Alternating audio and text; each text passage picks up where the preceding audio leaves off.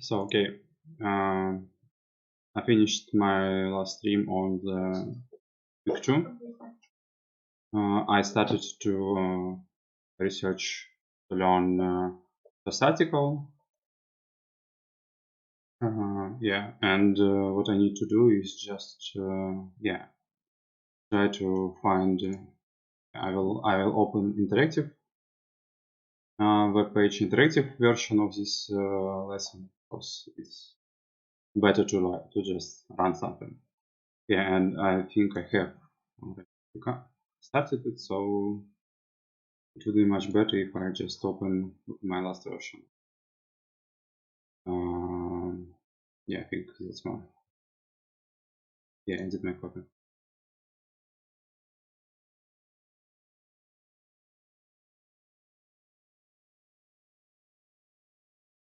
So, okay, while it's downloading, I'll try to remember what stopped me last time. Well, I didn't know what is KDE function. I think it was like kernel density estimation function. And I believe that it's connected with density function, but I'm not sure. And I didn't understand what's box plot exactly, so I can try to start it. I can try to start with these topics on the second lesson and go further. Yeah, and today I will also try technique based on Pomodoro technique. So I will work for 25 minutes, and after that I will do break. Yeah, and I will have long break after 4 pomodors. So last 2 streams I uh, uh, didn't study for 3 hours. I studied for 2.5, and it was really hard for me. So I guess this technique will help me to study much longer and yeah, have more stability. So okay, how many pomidors do I want? So 2 pomidors is 1 hour, so I need 6 pomidors. So ML course that and I need 6 pomidors. Okay, so let's begin. Where is my So I think it could be better to revise everything because it was really hard for me. So okay, first uh, we import our libraries. Okay, it's work. After that, we read CSV file with our data. We already had this data, so nothing new for us. On the first lesson, we already had it. It was telecom data about how many calls we have, how many channels we have, and we want actually to research to predict these channels. So yeah, that's what I remember from the first. Yeah, okay. We can check if this data is fine. Yeah, it's fine. And yeah, we have this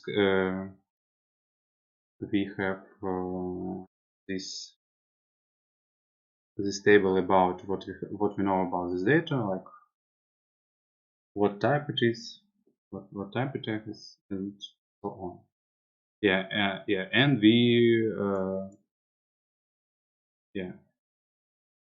and we define new things, new object. It's target. This is the variables that we want to predict. Yeah, like I said before, it's churn. How many lost we will have in customers and what we can do with it. So okay, yeah, that's the things I remember. Good. That wasn't. I didn't have problem with this. Okay, so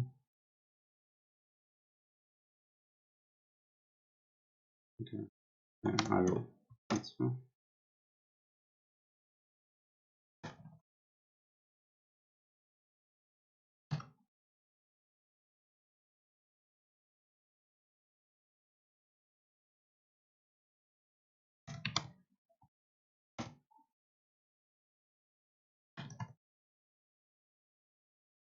Okay, so let's move on. Okay, on variative visualization. So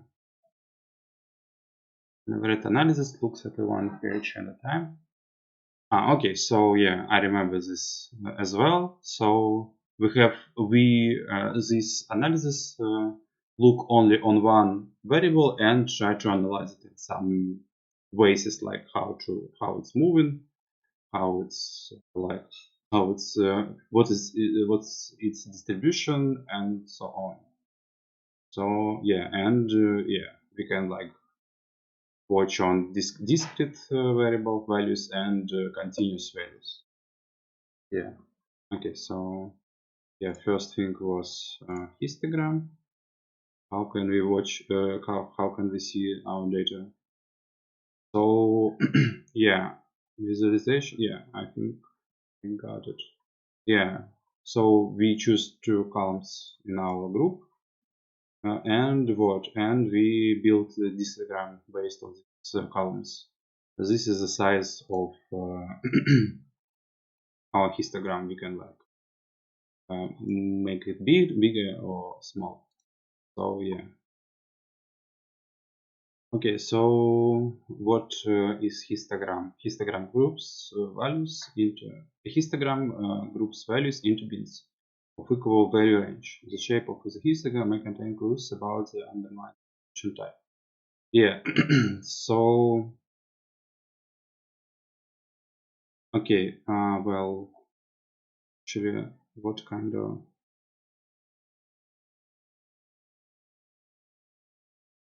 So okay, let's try to.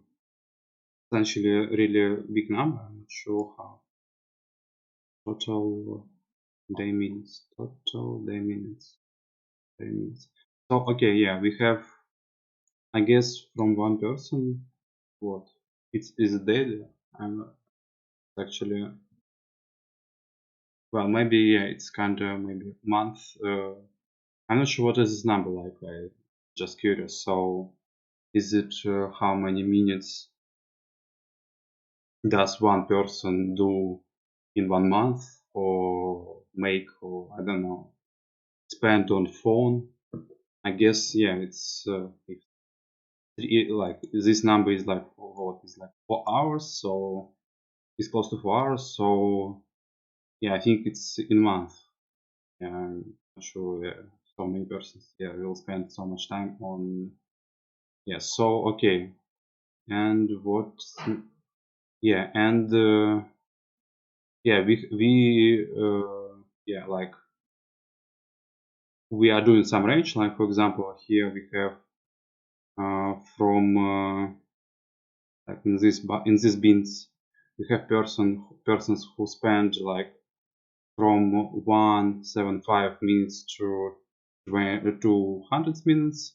So yeah, it's like the most probable situation. Yeah, and yeah, okay. So yeah, well, and we have this number means this of course.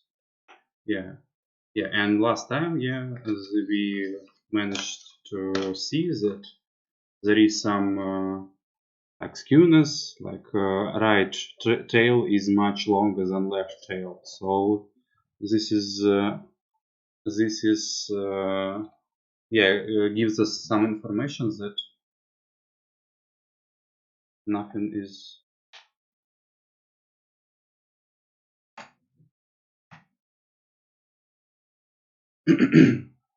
So what's next?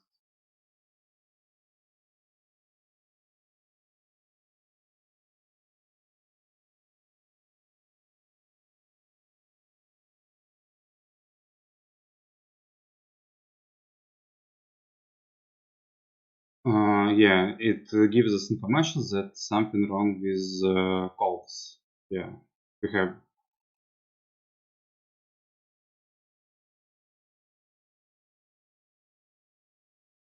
Yeah. Okay, sorry.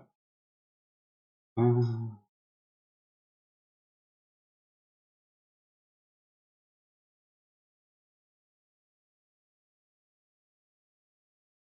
yeah. Is normal distributed? Yeah, well, it looks like normal distribution.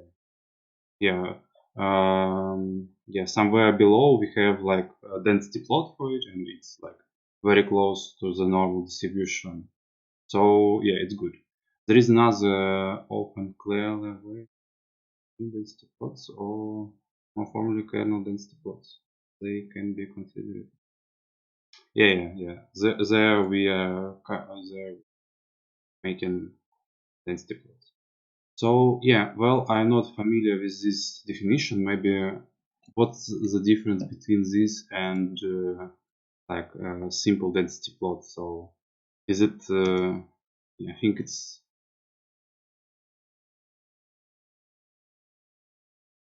Yeah, I think the density plot is the distribution of data over frequency. Is it some kind of approximation of density function or not?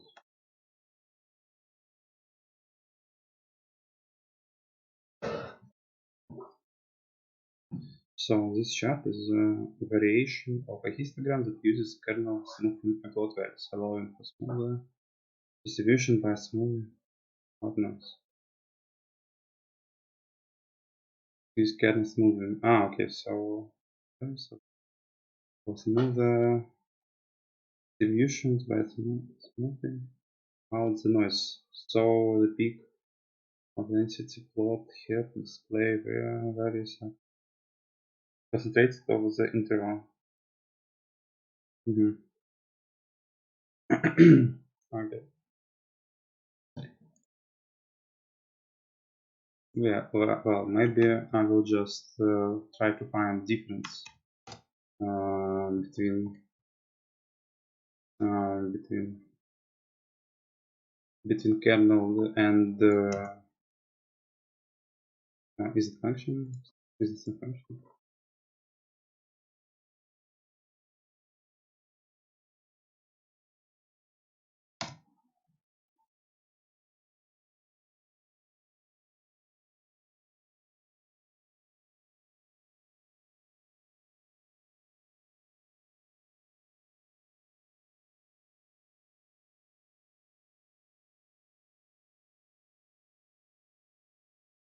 Mm-hmm. Yes. So what is KDE again?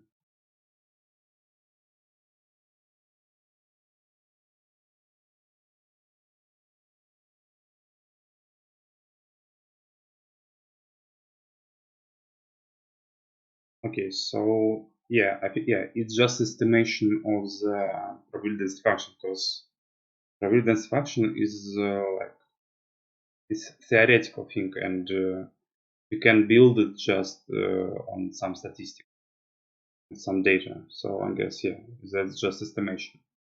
Oh yeah, it's fair enough. Opinion data sample, yeah. And no densities fundamental smooth problem.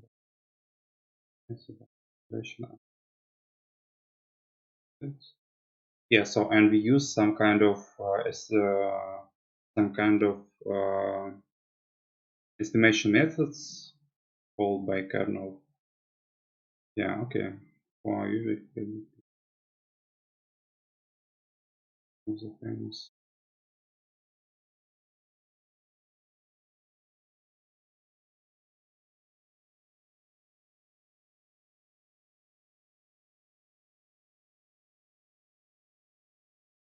Okay, so okay, I got it. So yeah, I think yeah, well, okay, it's pretty clear. So we can't like just build our density function just on the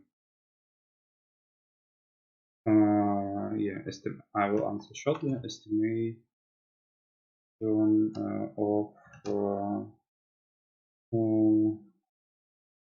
density function.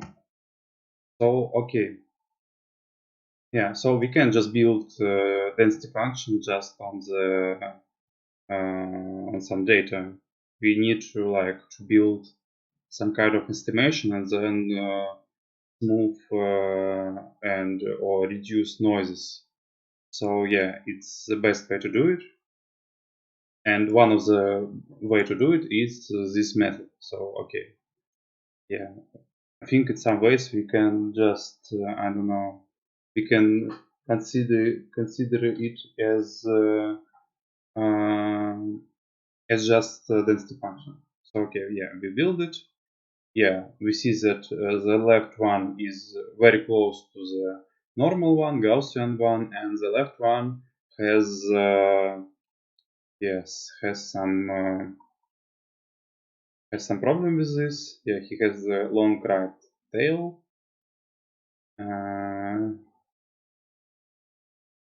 So yeah, okay, it's possible to plot. Yeah, what it is again?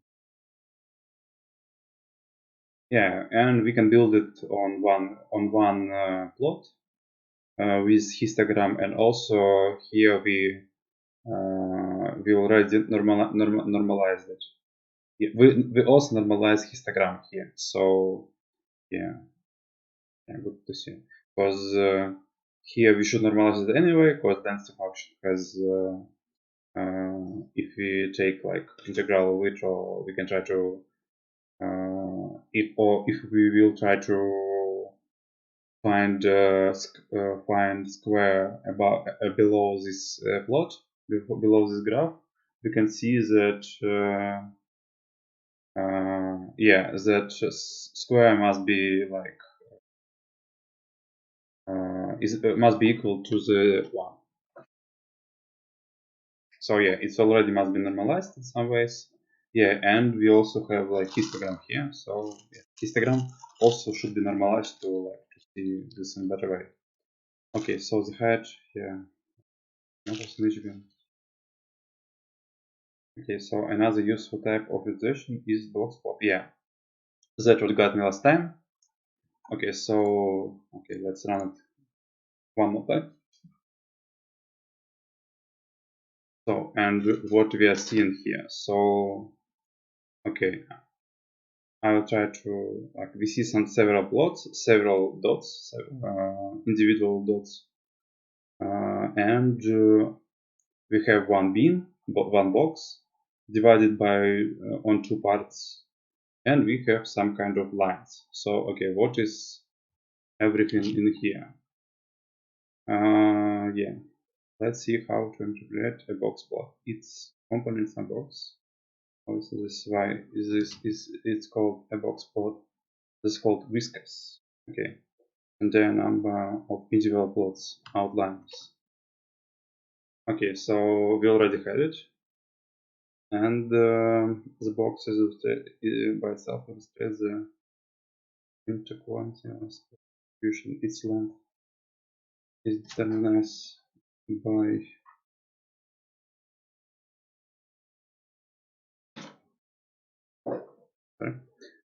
same is determined by the first and the third quantile.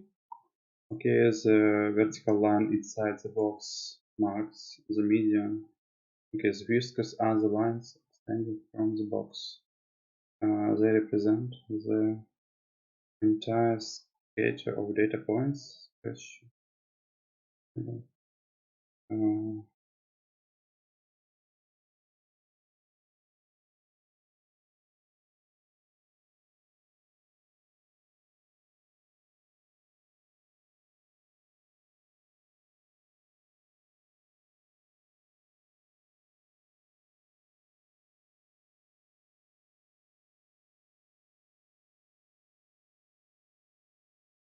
okay, so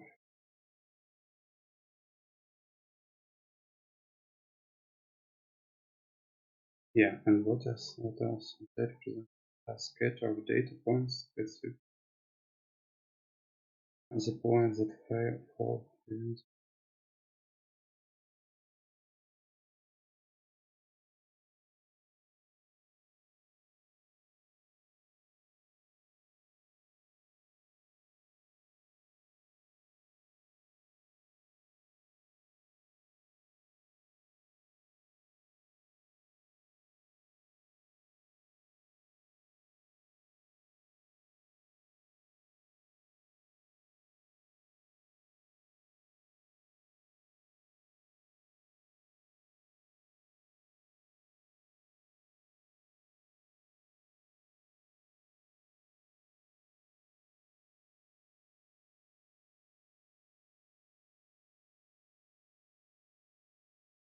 yeah, well, not sure what it is exactly.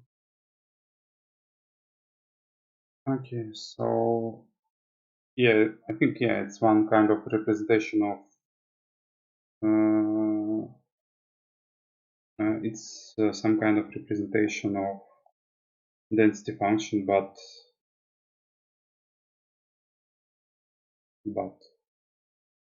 but yeah, it seems like some very randomly for me. We can take this, we can take this, and what we got. Okay.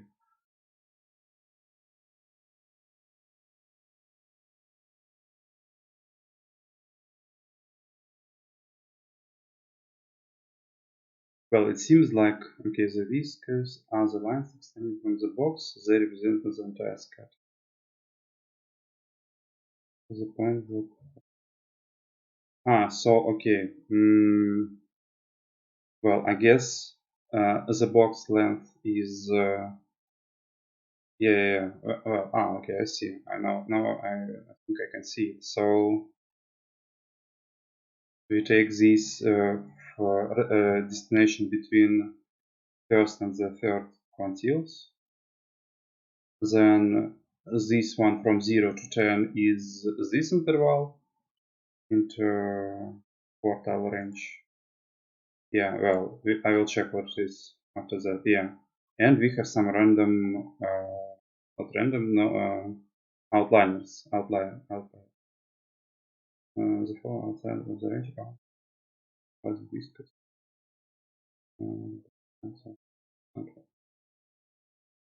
you can see that a large number of international course it's mandate. Well, actually, it's not so clear, but okay. How can I see it? That we have like a very short number of them. Okay, so yeah, I think I can check what is interquartile quartile range.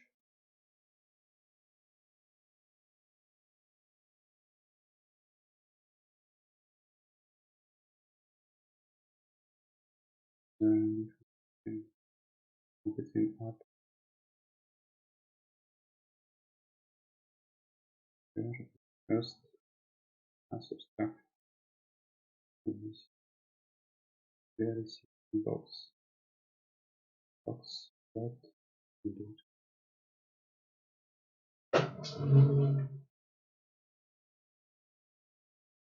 So yeah, I think it's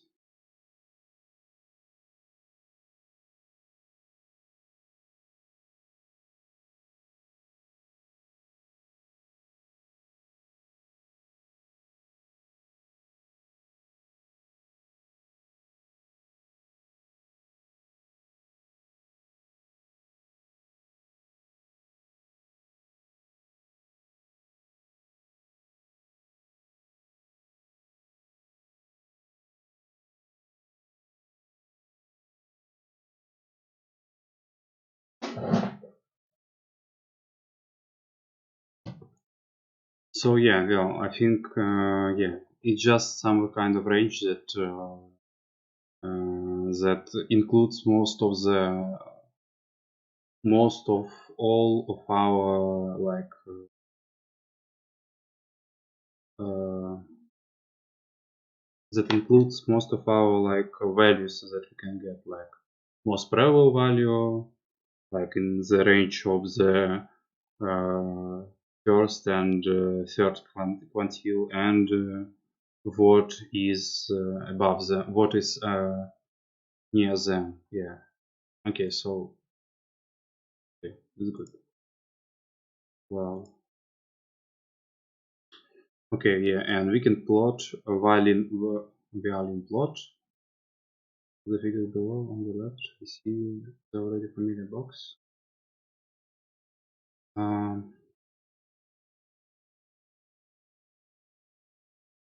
Yeah, so on the left, we see to the right there is a violin plot with the kernel density instrument on both sides.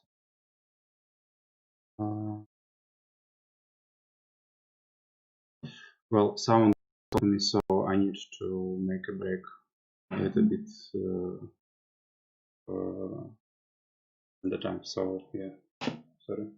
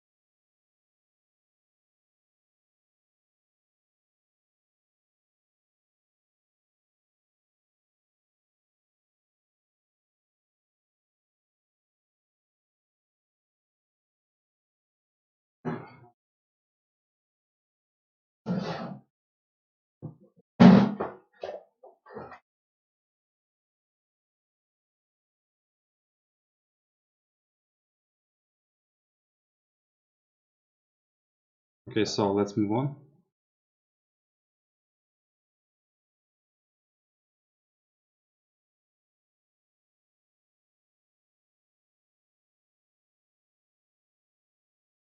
Okay,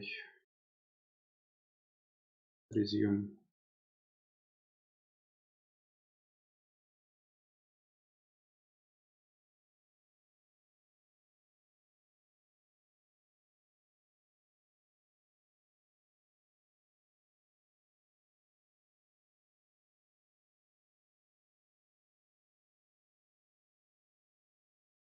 Okay, in addition to graphical tools, in order to get, we can use describe.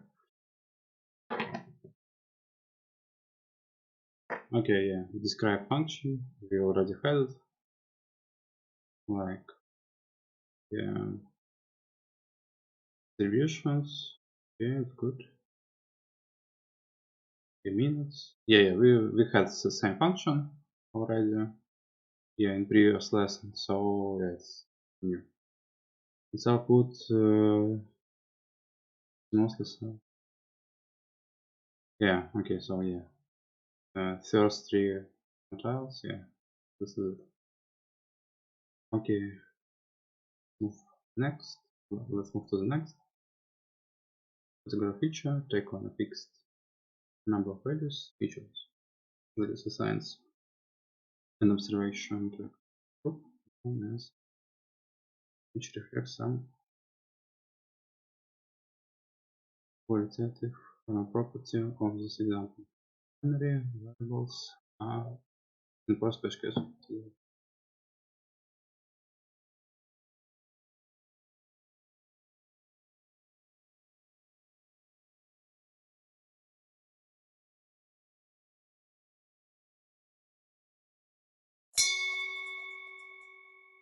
Yeah, well, yeah, I will take break a little bit, a little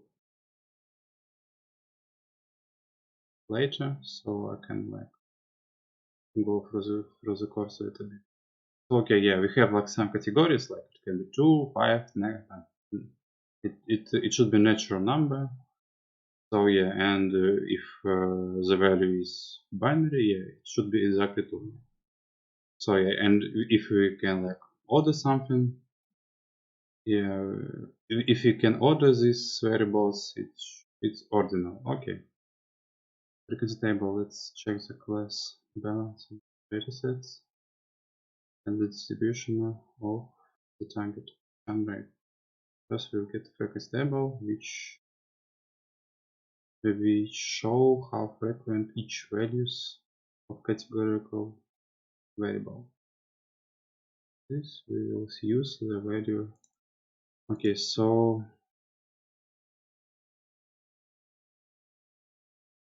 we have in the first category we have this number of users, and in the second category we have this number of users.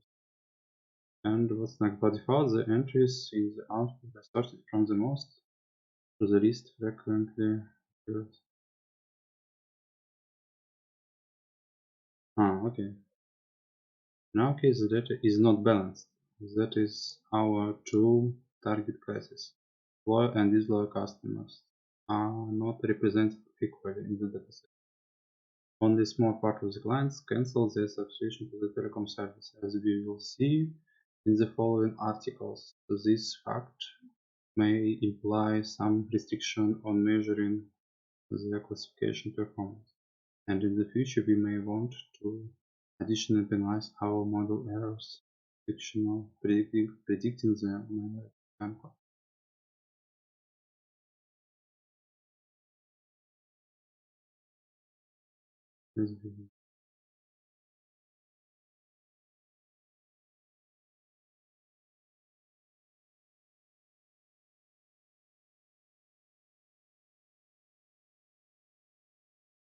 Okay.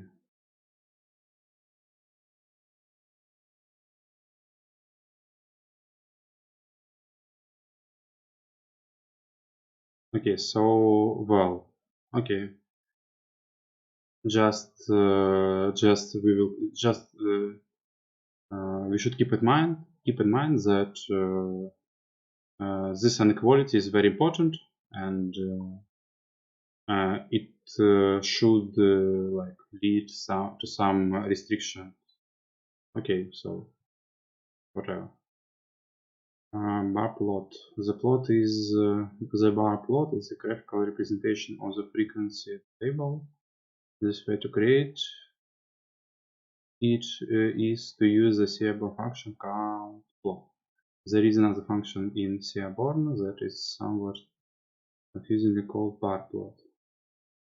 It's mostly used for representation of somebody's statistics. That's for distribution. Okay, so yeah, we have these numbers. We want to visualize it. Yeah. So okay, yeah. How is this exactly work? So what will happen if I delete? Okay, so yeah, I think I should, yeah. So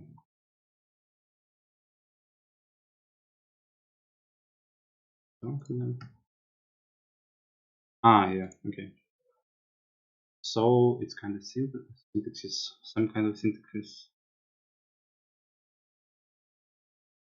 Okay, so what we have done, in the first one okay, the first one is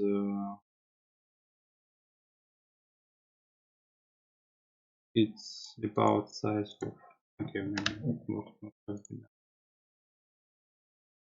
yeah.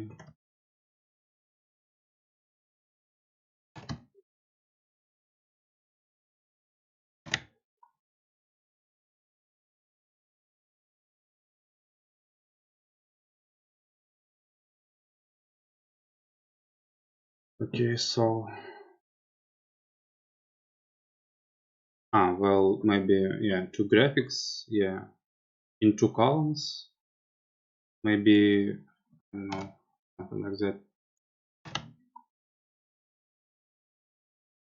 Yeah, like I thought, yeah.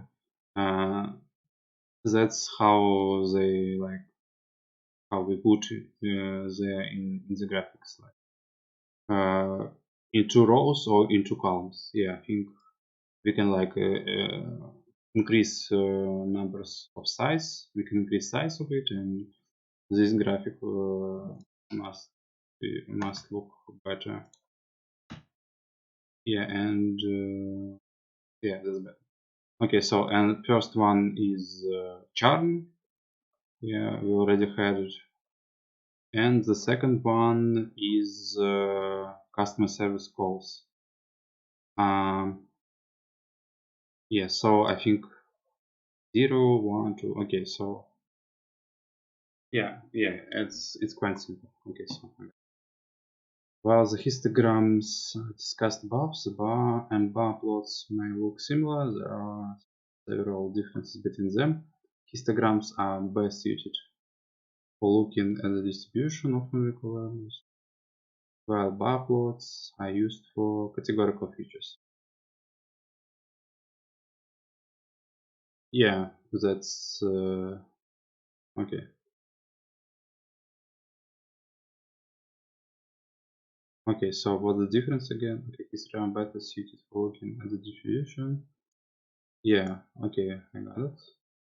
The values on X is numerical and have any type of like. Yeah, well, yeah. So yeah, we can just create everything like as category, like boolean or something. Yeah, and on histogram it should be only numerical. Okay, the histograms x axis is a Cartesian coordinate. Initialize cannot be changed. The ordering of the path is not predefined. Yeah, we can change like here. Well, I'm not sure that it's a good idea to change there in the second plot something, but I think it's a good idea but on the first one we can like uh, put true on the first line on the first one and false on the next. But yeah, well, it said that the big one should be the first one. So yeah, but I guess it's not like what we really want to order. Okay. Okay, and the next, the left chart above vividly illustrates the imbalance of our target variable. The bar plot for customer service call answer gives in that the majority of customers resolve their problems maximum 2-3 calls, 2 or 3 calls. But if we want to be able to predict numbers, we may be more interested in how the field is satisfied before my level will detail it more. Yes, so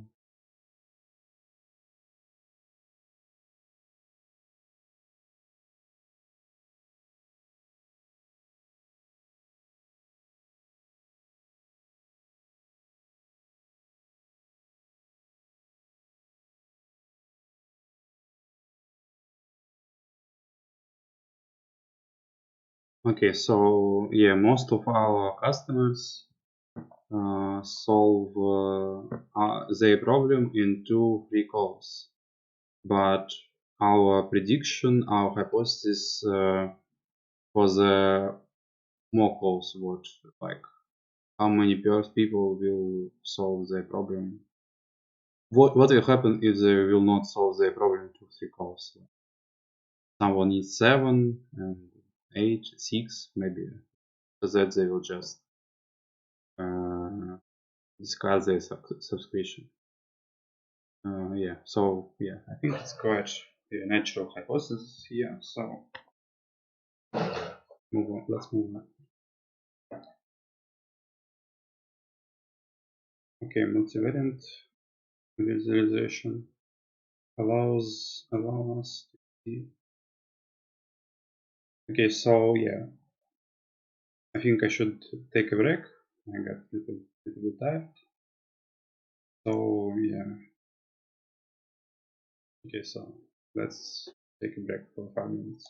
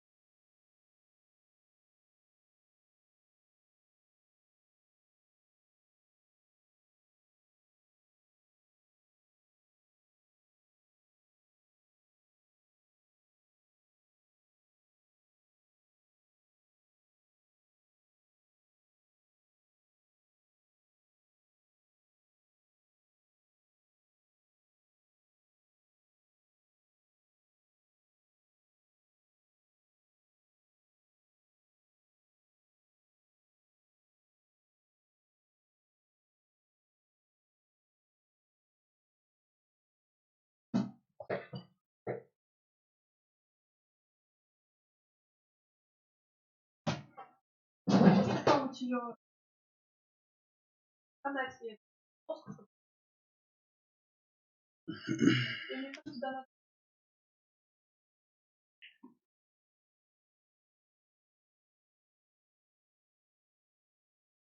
let's move on.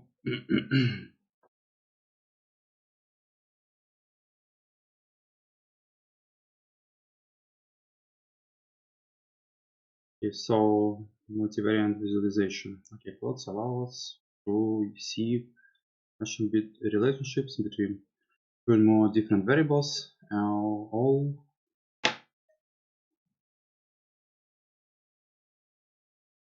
in one figure, just in this univariant plots. The specific type of visualization will depend on the types of the variables being analyzed. So, for example, we have the first type is quantity versus quantitative. So we want to see two quantitative variables, how they depend between each other. It's,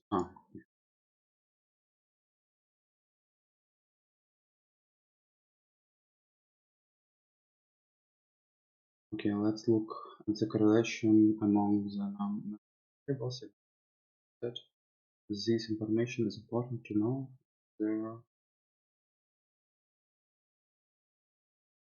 okay, so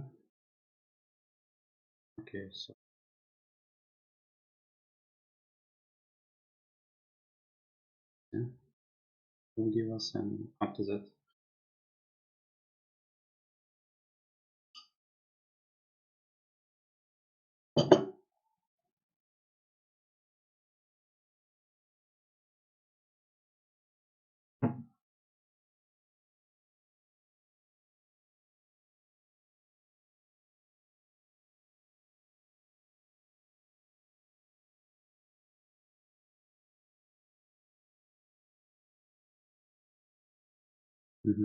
So what is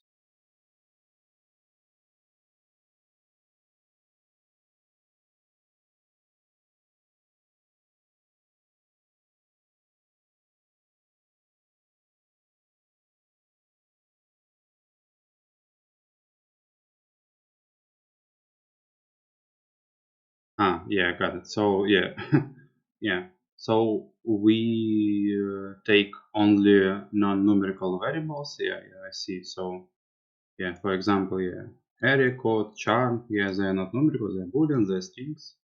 They are categorical, I guess. Yeah, and we build correlation matrix only between numerical variables.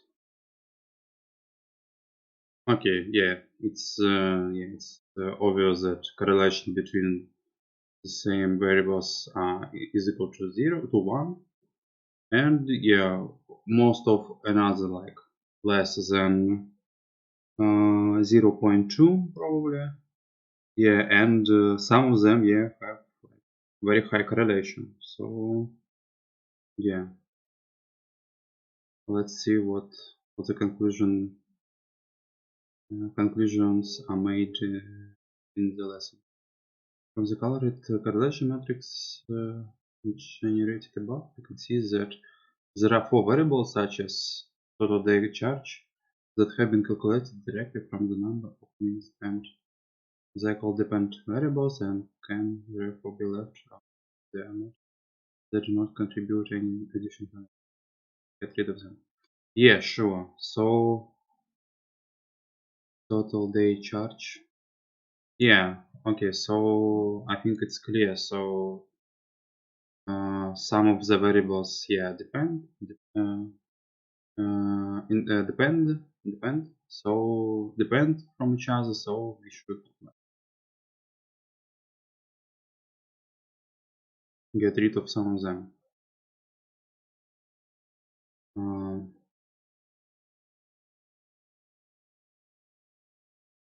Yeah, so this one will be independent variable, and other will be just I don't know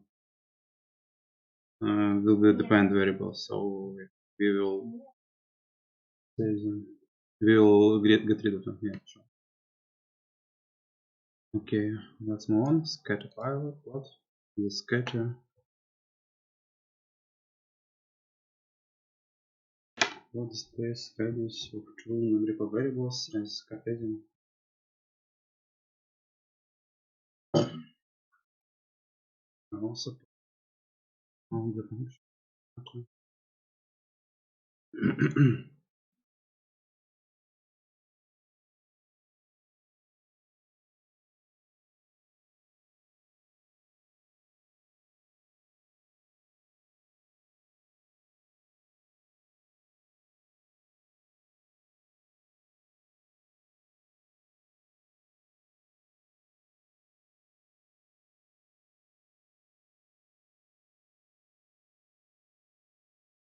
We get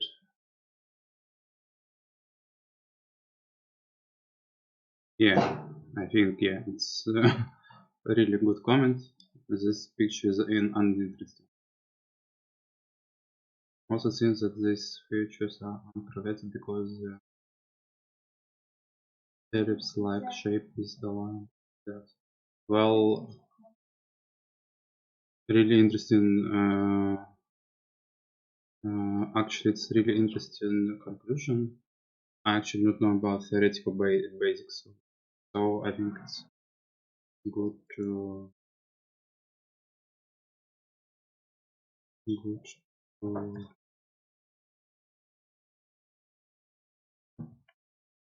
good to check later, maybe, or maybe right now. Yeah, I will write it down right now.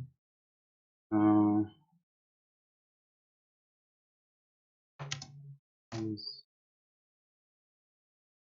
Okay, so okay, so let's check it on Google. How does it work? Why?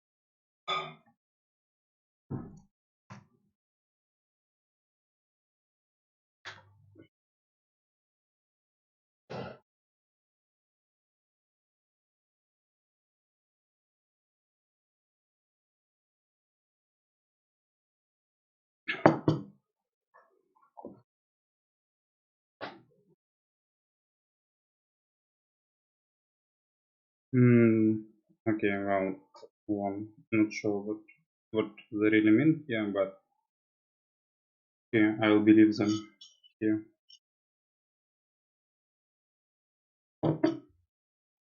Okay.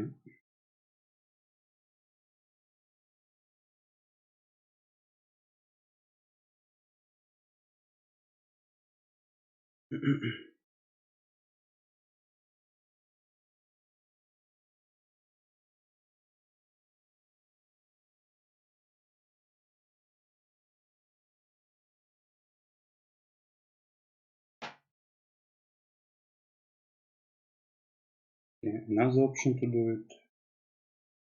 Yeah, I think it's this histogram. Okay. So most of the dots are concentrated in the center. Yeah, well, I guess. Yeah, well, maybe now I get it. So if we have another distribution, what we will get? We will get like more dots in the around this figure, and it will be something ellipse-like, likely. So okay, yeah, I think I got what they meant before.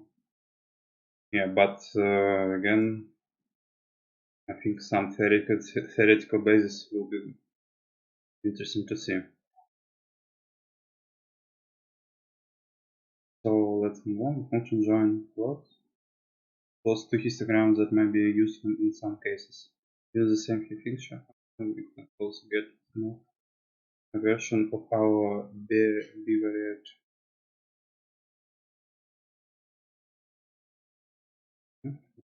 Let's see.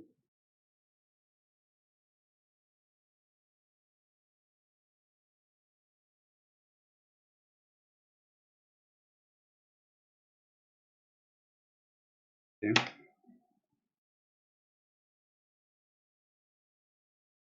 Okay, seems cool. Okay, and what? Maybe blue or black. Is it? Yeah, it's blue. Right, maybe.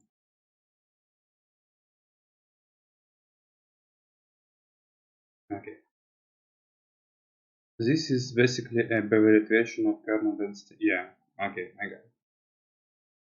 Well, I'm not sure. Did I watch? Did I saw this? Did I see something like that before? This basically bivariate version of the kernel density plot discussed earlier. A scalar plot matrix. In some cases, we may want to plot a scalar plot matrix, such as the one shown below. Its diagonal contains the distributions of the corresponding variables, and the scatter plots for each pair of variables fill the rest of the matrix.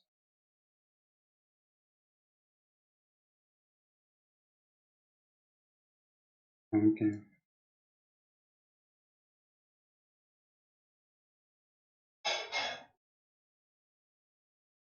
Okay, what again? Scarlet.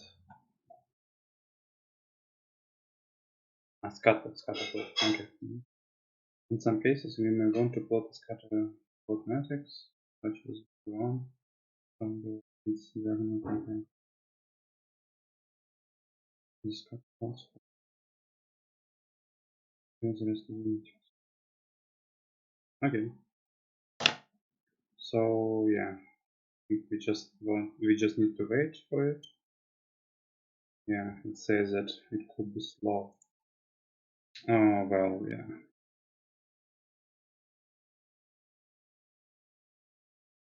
Mm, yeah, it's my mistake. I interrupted. So yeah,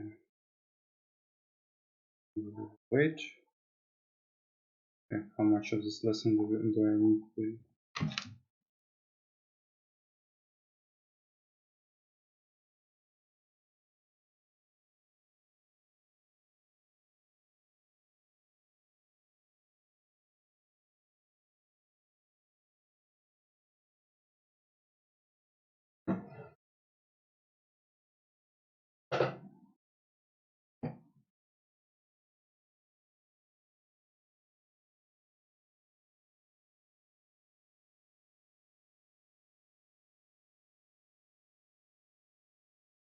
Oh, okay, it's cool.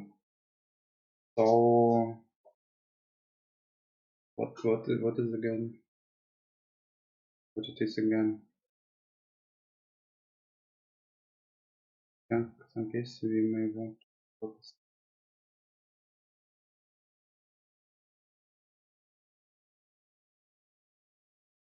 Okay.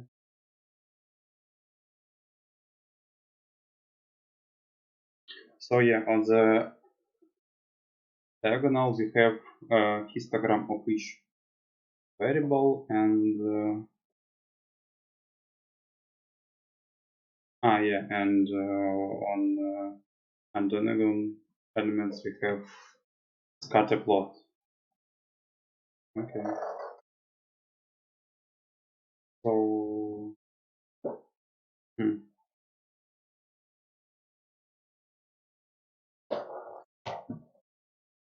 And what is with routine? I think it should be like more smoother or something.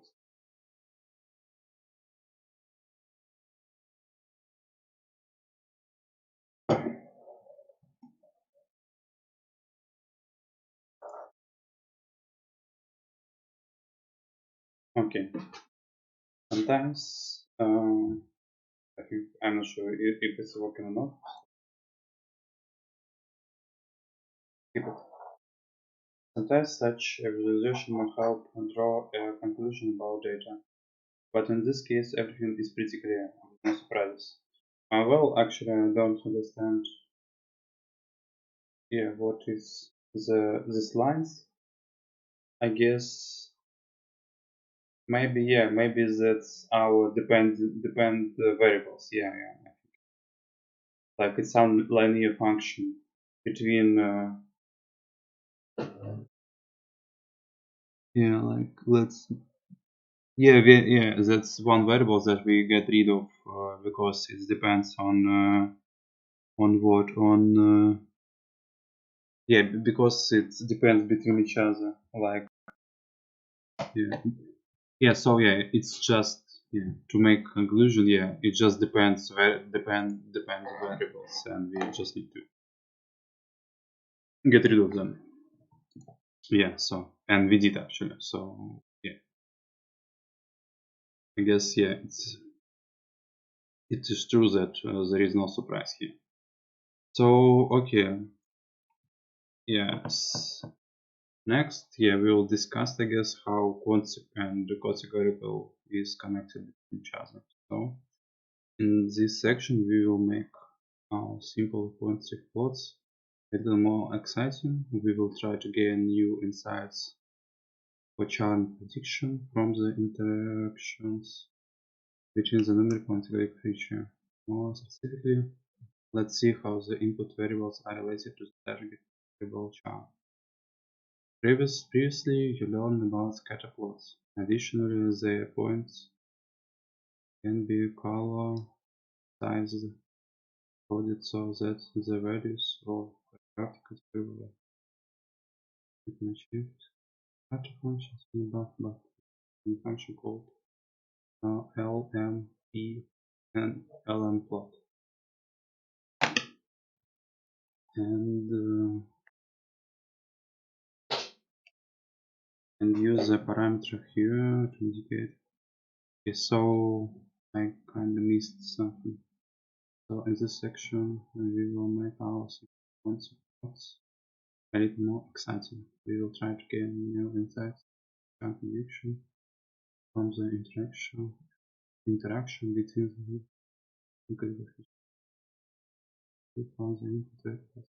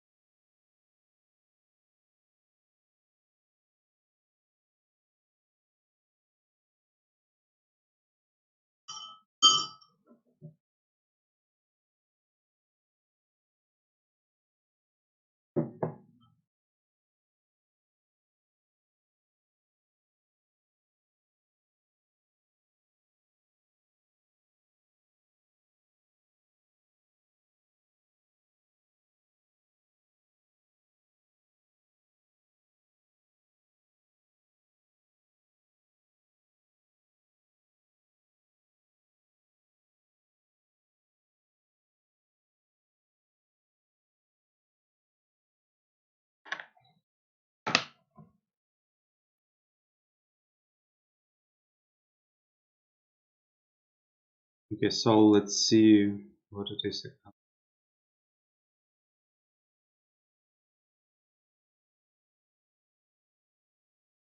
I'm gonna. Okay, so yeah. So we have already used this function. You plot this scatter plot, but we didn't categorize it. So we add categorization here with charm function, with chunk target, chunk variable. I don't know how to call it right. I think everything. So yeah, now we have some dots with yeah, true false. Okay, so it seems that our small proportion of display custom lean towards the top right corner. Yeah, well, it seems like it is. That is, such customers tend to spend more time on the phone during both day and night. But this is not absolutely clear, and we will not make any definitive conclusion from this chart. Now let's create box plots to visualize the distribution statistics of the numerical variables into disjoint groups. The loyal customers come from and those who left.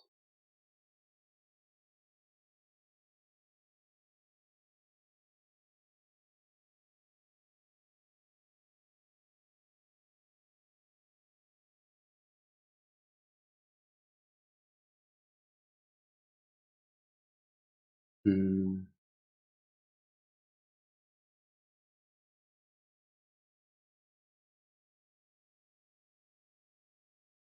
So yeah, again V plots and box plots. Okay, we can see, okay, what we can see from this chart? Tell us please. From this chart, we can see that the greatest discrepancy in distribution between the two groups is for three variables: total day minutes, customer service calls, and number of email message. Later in this course, we will learn how to determine which. What can we see again? The greatest total day minutes and custom service. Total day minutes. Wait a second, please.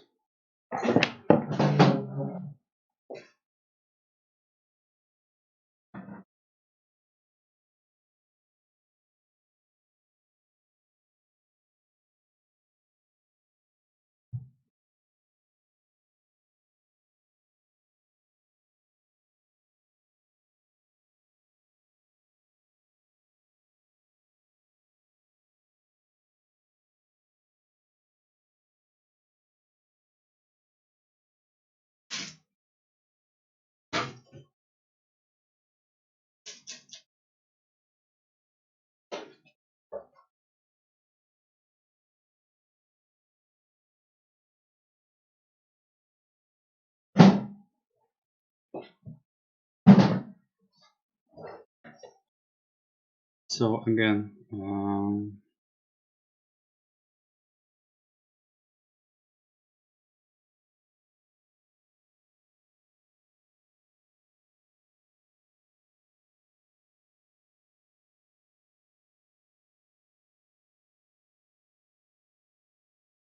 total day minutes and customer service calls and number of email messages. So where it is, oh, number of email messages.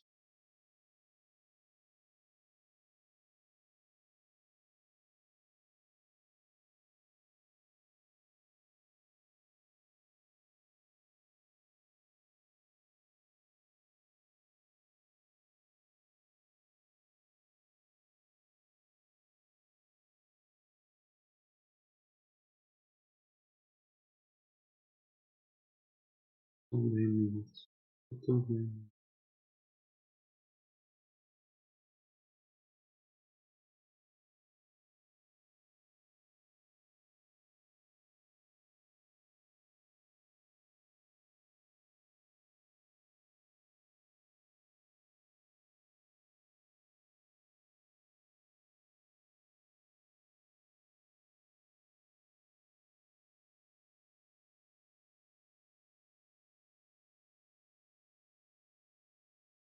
Yeah, it's not so clear as well.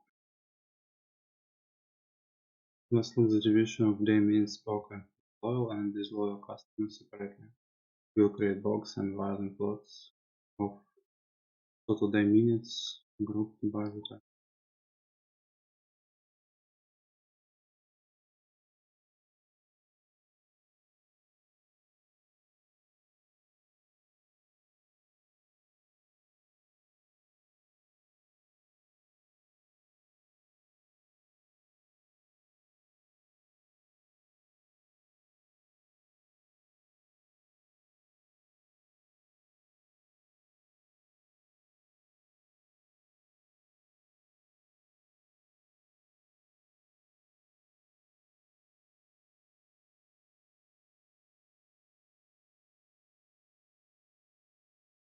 Okay, so in this case, the volume point doesn't contribute everything from the phone. Disloyal customers tend to talk on the phone more. Okay. An interesting observation. On average, customers then continue their contracts, more active users of communication services. Perhaps they are unhappy with the tariffs, so a possible measure to prevent churn would be a reduction in call rates. The company will need to undertake additional economic analysis to find out whether such measures would be beneficial. So they talk a lot and they spend much more than other people. Okay, when we want to analyze a concept information transfer, there is a simple. So yeah, okay, I think I will read it down to this stage. I want to ask points variables in two dimensions. This plot.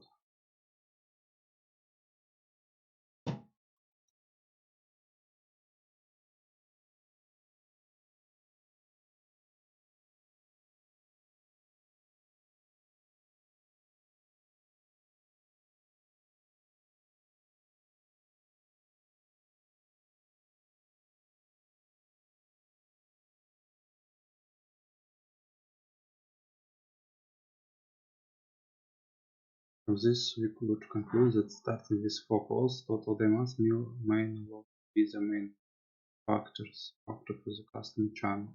Thus, in addition to our previous guess about the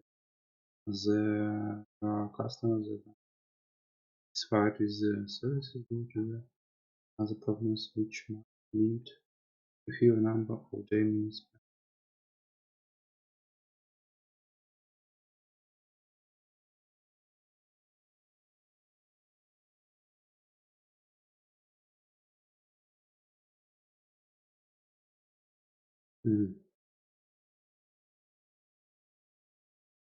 Okay, so yeah, let's take a break and move after that.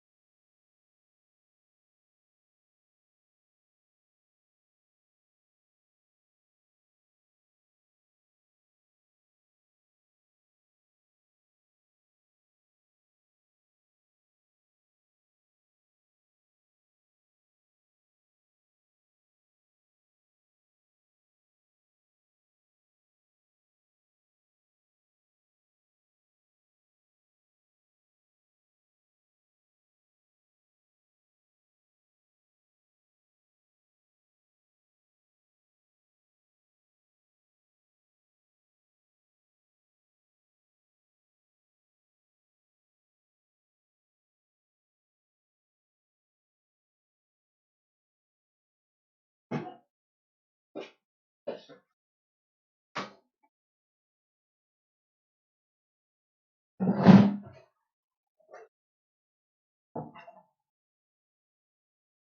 move on.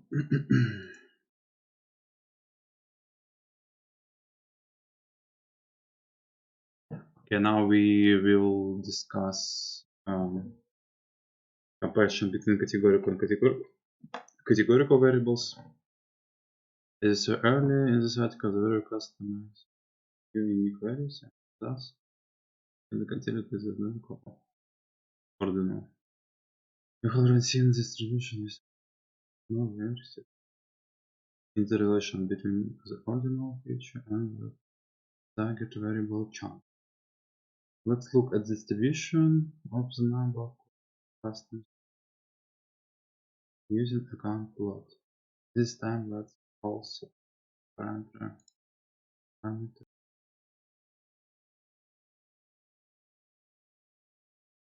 particular vertical dimension page element.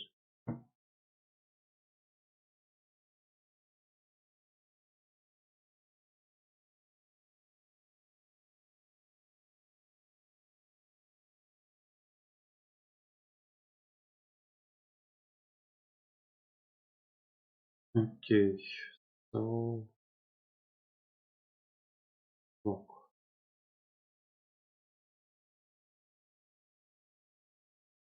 Okay, so we have two categorical.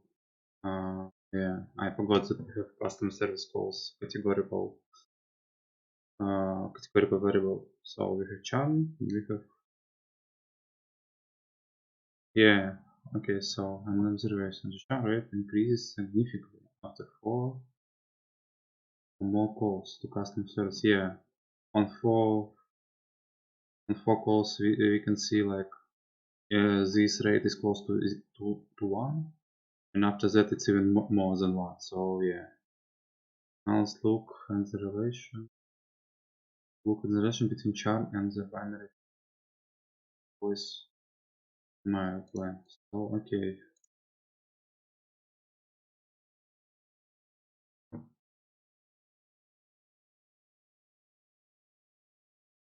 Mhm.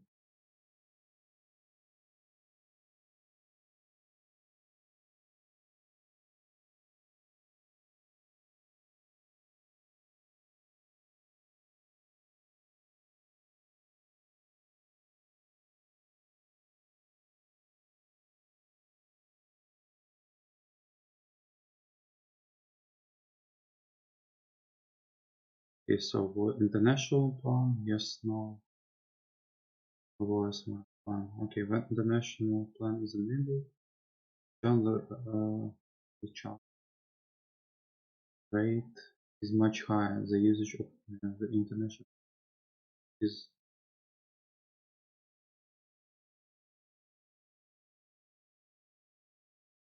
we do not observe the same effect. Yeah, so if someone has international plan, he tends to leave us. So yeah, I think maybe one of the problem. It says probably that one of the problem is in international. Okay, on tangency table. Okay, so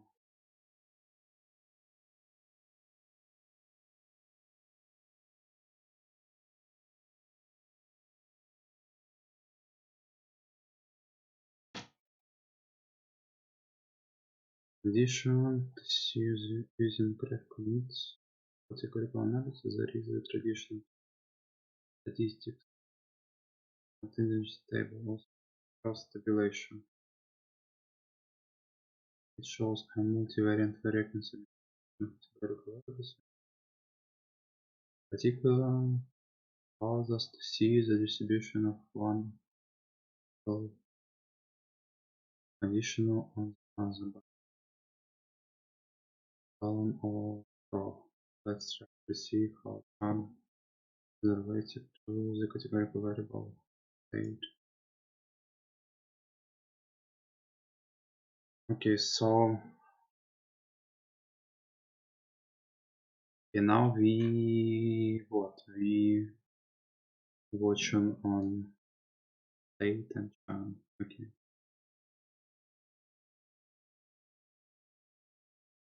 In the case of states, the number of distinct is rather high, 50.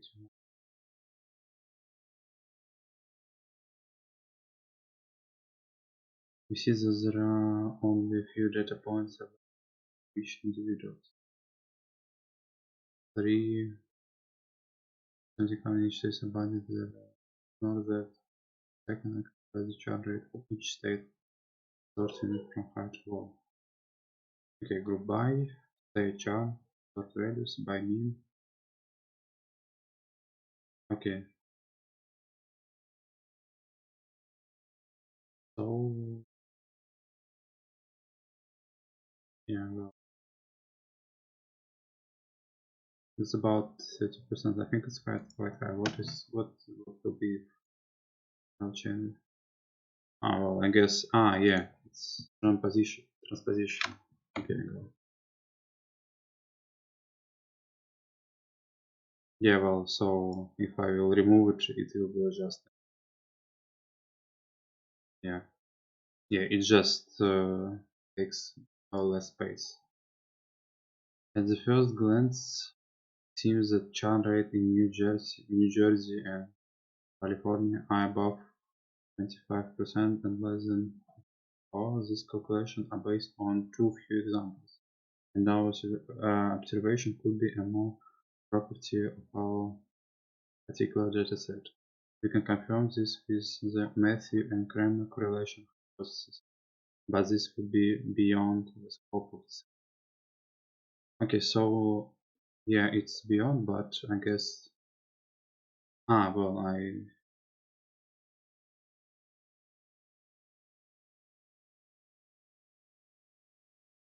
however, this conclusion are based on the change rate.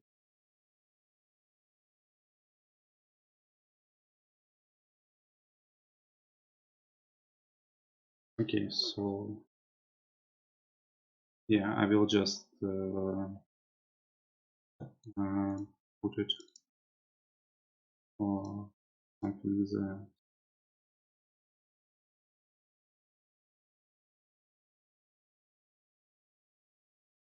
So it will be for the future projects.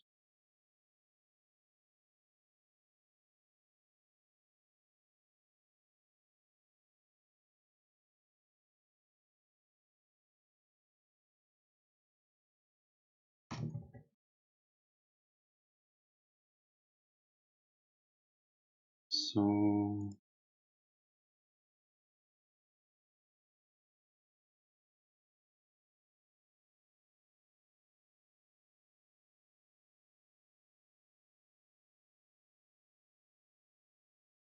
oh yeah, I will write for myself my thoughts about this question.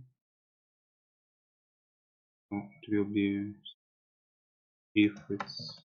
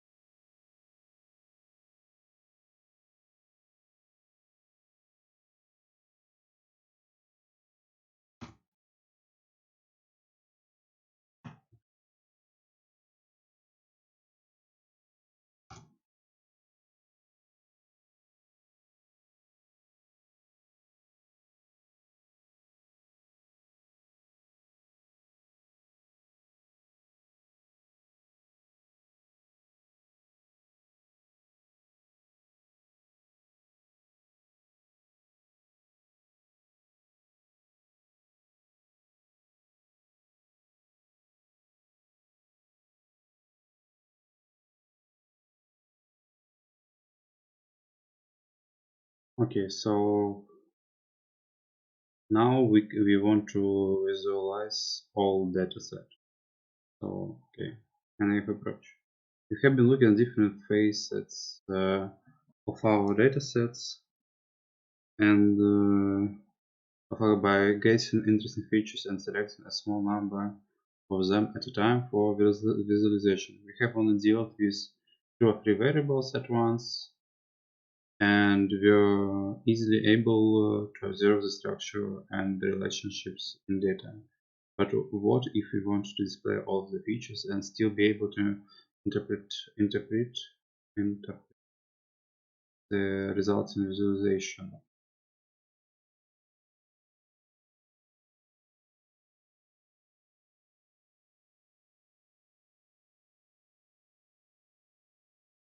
Okay, we could use hist of or create a scatter plot matrix with pair plot for the whole dataset to look at all of our features simultaneously, but when the number of features is high enough, this kind of visual analysis quickly becomes slow and inefficient. Besides, we would still be analyzing our variables in a pairwise fashion, not all at once. Okay, so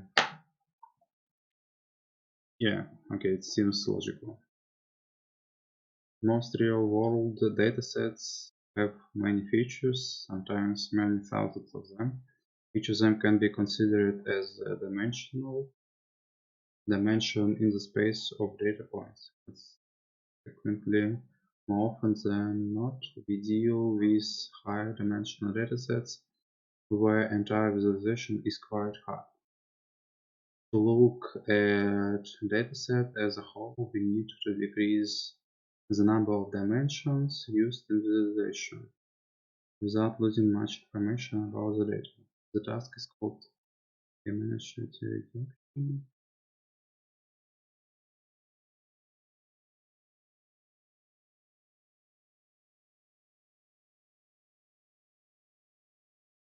New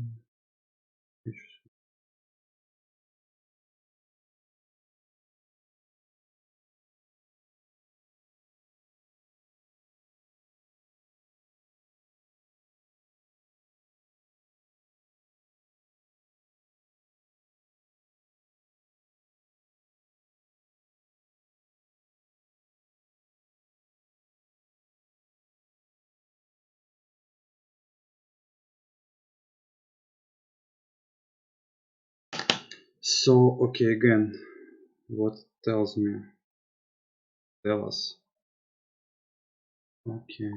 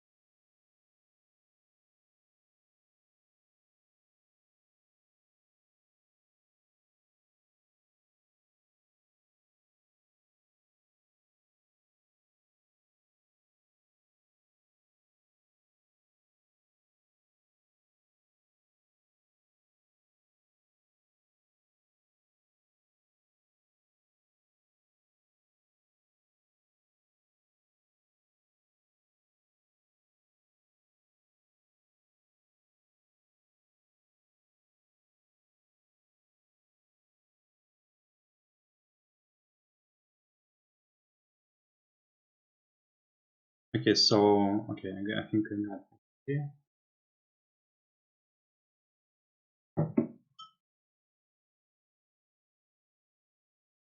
No, minute.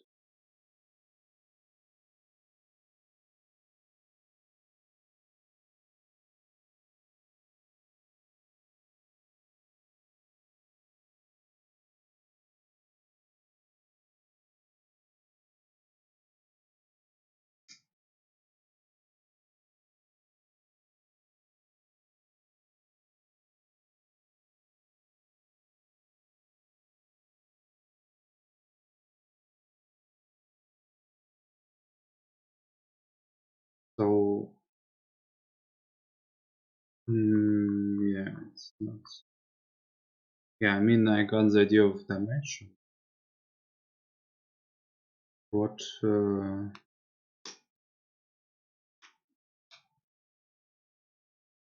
Yeah, like every column that we have is like one of the vectors, and we have like all numerical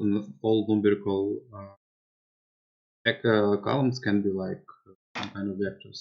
So yeah, but in general, so yeah, and yeah, we have like how many, like 5, 6 numerical columns. So we have like 5-dimension problem or something that is 5-dimension space, and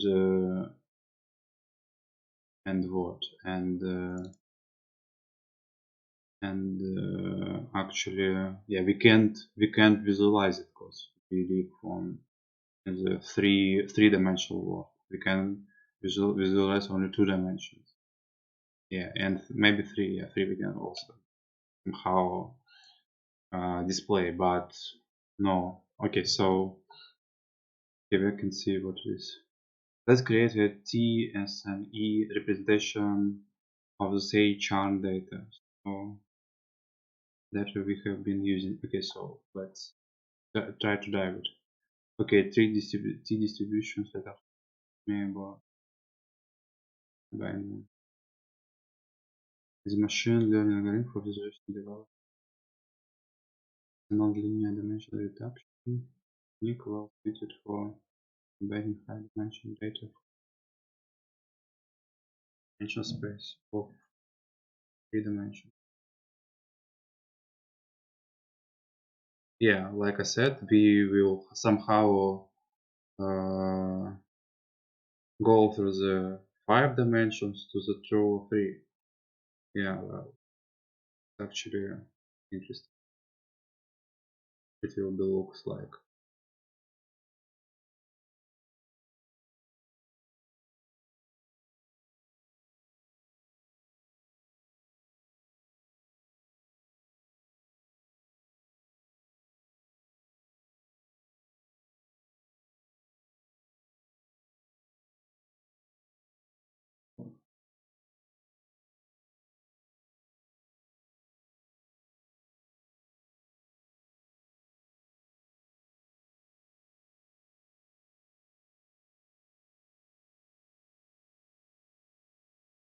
Okay, so we import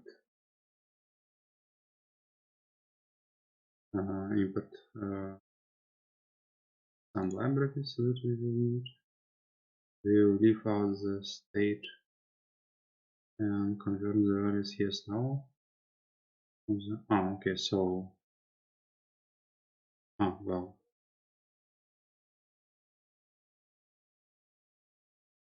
so okay, we have international plan. It will be yes no 0 1 0, and where's my plan as well.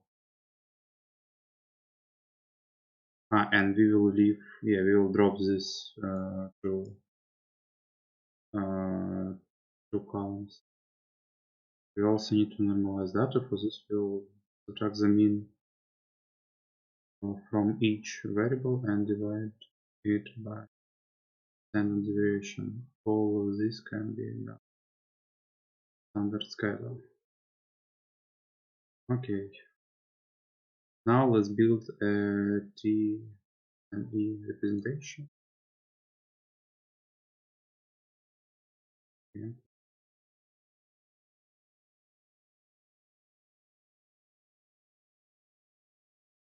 Okay, so it's run. Yeah, let's dive into it again. Okay, so given an high-dimensional object, first computes probabilities that relative of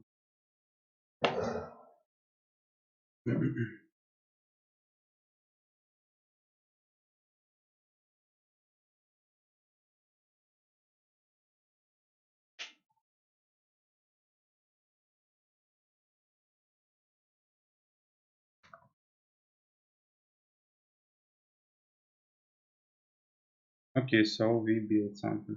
Let's color this according to the charm. We can do it. Okay. This is a constant for charmed constraint in a few areas of the lower dimensions page space. But to understand the picture, we can also color it with the remaining binary features, international plan and voicemail. Orange dots here indicates instance that are positive. Focus on binary feature.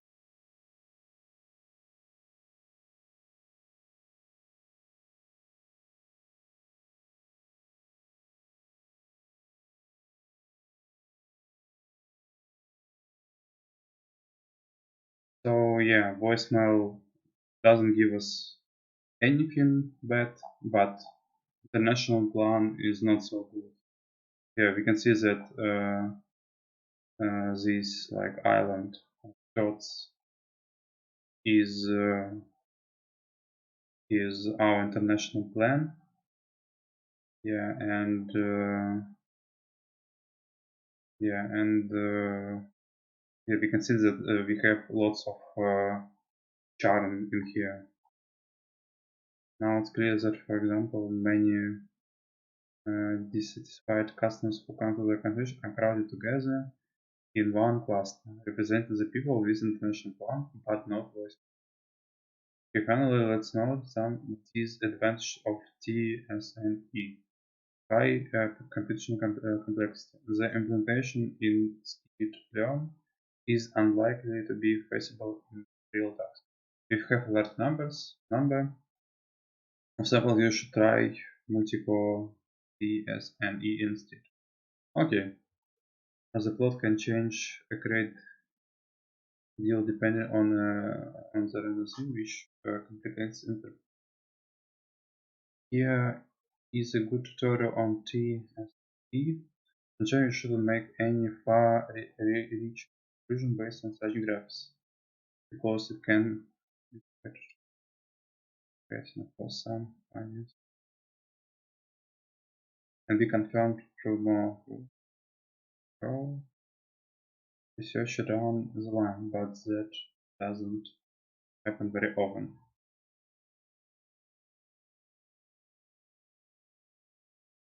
Okay. Occasionally, using TSNE, you can get a really good intuition for the data. The following is a good paper that shows an example of this for fine written digits. Okay, well, I think I don't understand. Yeah, so we somehow clusterize all this data. Practice with visual data analysis. You can complete the assignment where you look at cardiovascular and disease data. The assignment is just for you. Practice and goals with solution. So, okay, well, what is this? I mean, should I read the second?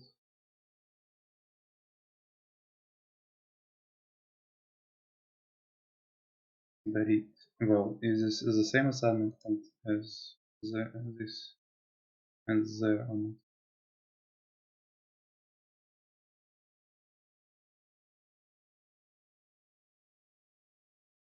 yeah, it's the same. So yeah, I think yeah, I finished this the first topic.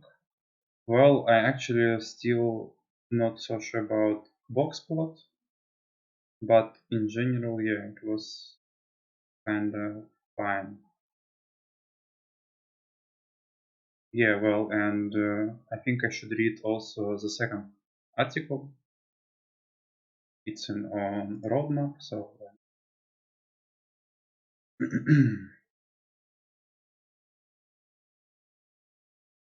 yeah, well, he's not so big.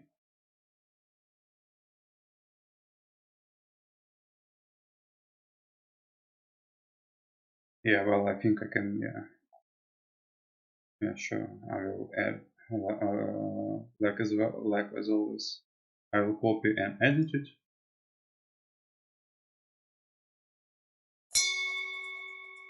here, but I think right now I should take a break. So that's the best time to do it. So I finish the first topic and I will go to the next one. So, be right back.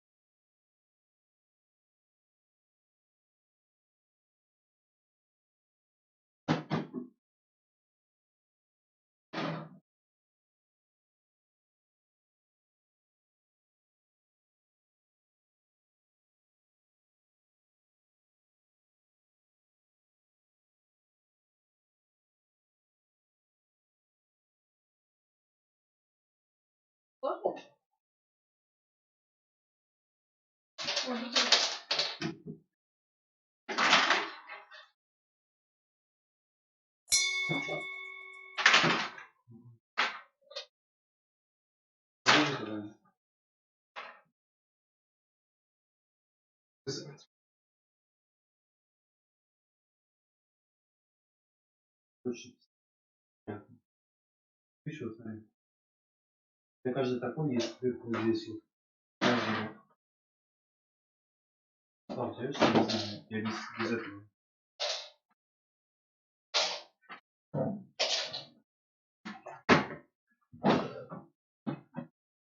Okay,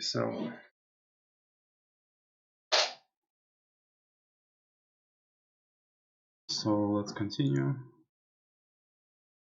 Okay, we finished the first topic, and now we will the first article, and now we will go to the second one, which is a little bit shorter, I think. Yeah, well, yeah, I finished it already. So yeah, well, topic 2 review. Yeah, so yeah, I think for better understanding what is going on, so did I?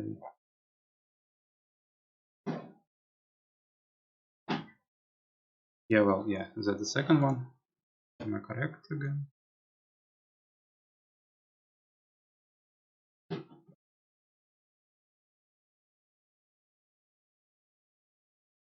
Yes, so okay, let's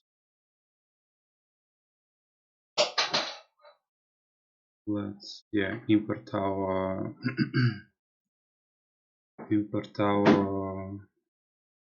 libraries. Okay, I think this article is about more in more it's talks more about our libraries and functions. Okay. How do we use it exactly? First, we will set up our environment by improving all necessary libraries. We will also change the display settings to better show plots. Okay, so yeah, I did it. What's next now? Let's load the dataset that we will be using into data frame. I have picked a dataset on video game sales and ratings from Kaggle datasets. Some of the games in the dataset lack ratings, so let's filter for only those examples that have all of their values present. Yeah, so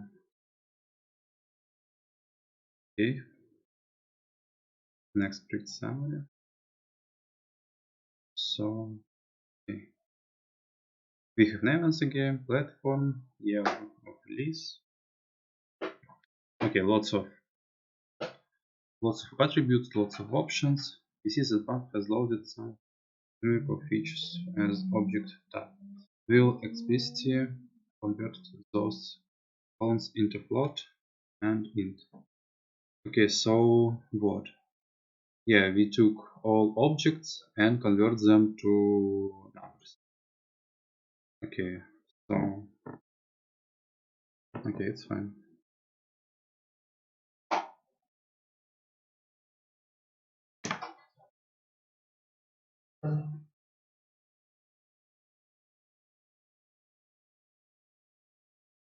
Let's look at the first entries. And has the correct statement. I listed the variables that we will use in this one. So okay.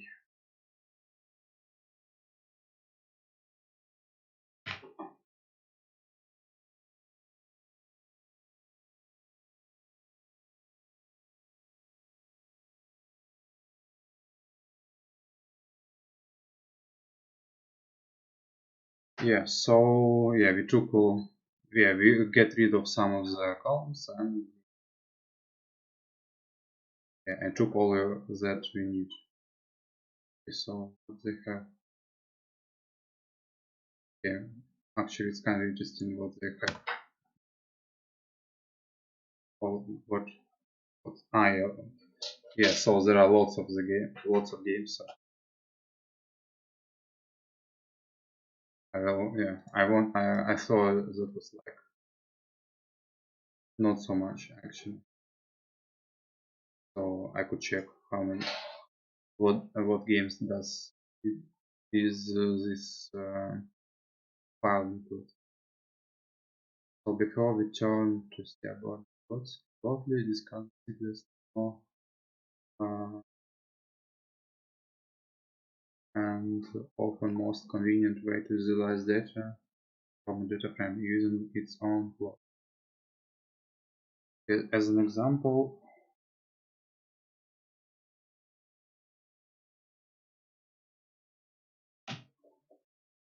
we will create a plot of a video game set by country. It only the that we will calculate the total sales by year and call the plot of the resulting data frame. So again,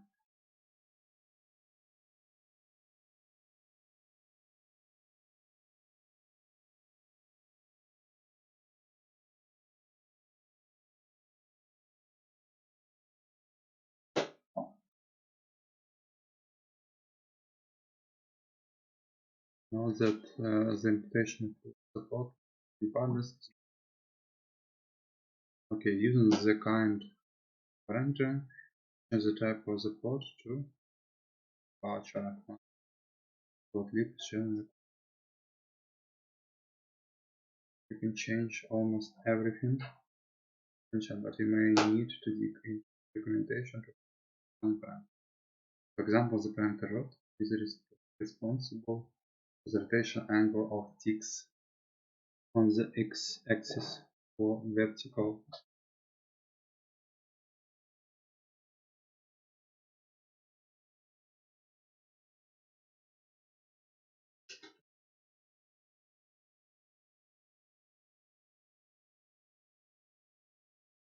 Yeah, so if I will use this here 90,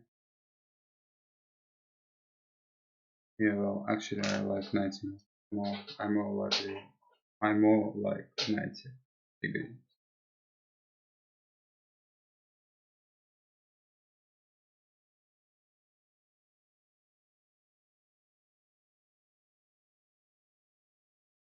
Я потому что сам понимаю.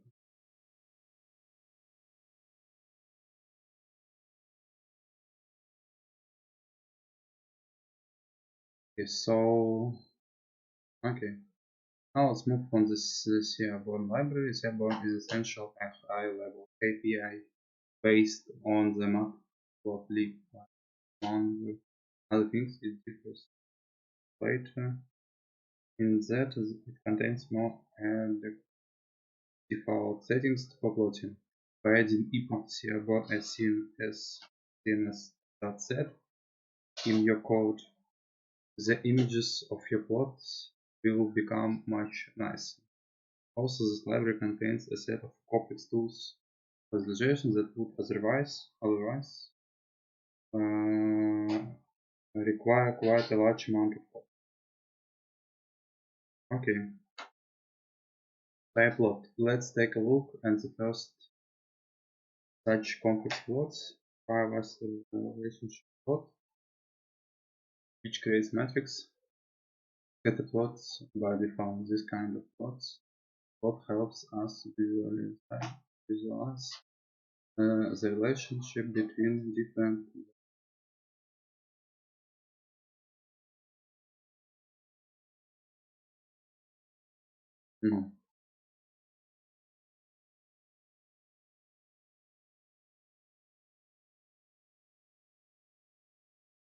Let's try it now. Okay, so there is some mistake or not? Yeah, I think so. So can I try to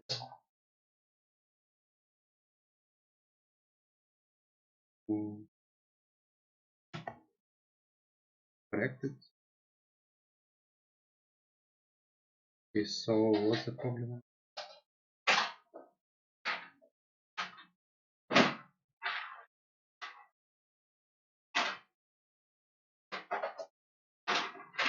Okay, so yeah, I think we have lots of data and we don't have lots of colors. So yeah, I think somehow I should correct it. I can try.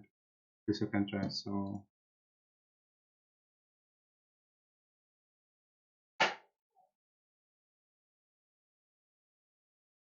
yeah.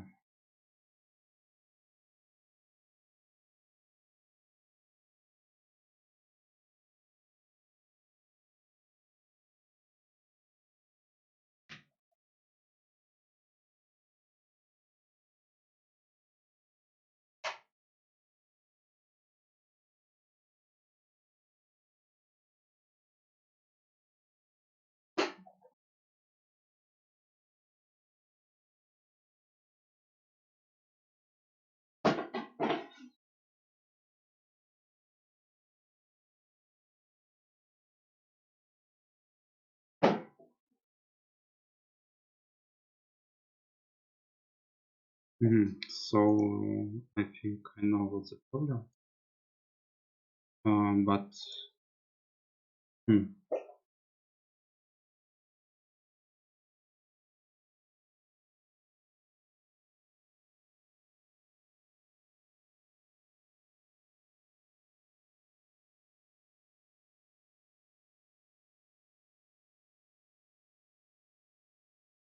maybe I should just add color.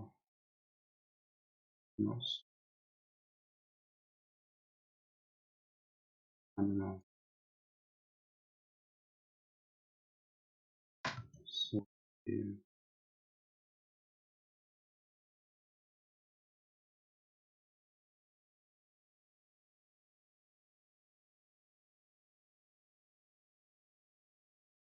maybe it doesn't like two lines.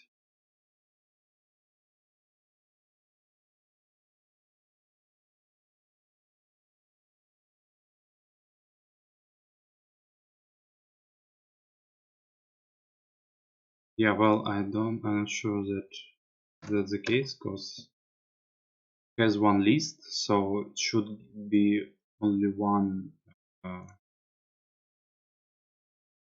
one color, but turns out it doesn't somehow. Problem. Okay.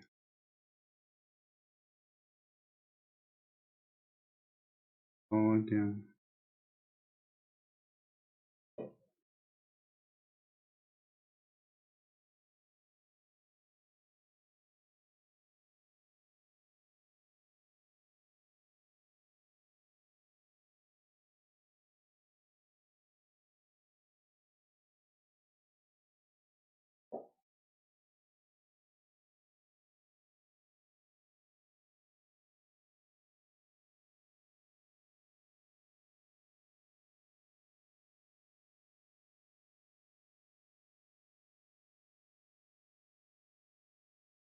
so do not use sns.plt, instead import matlab plt.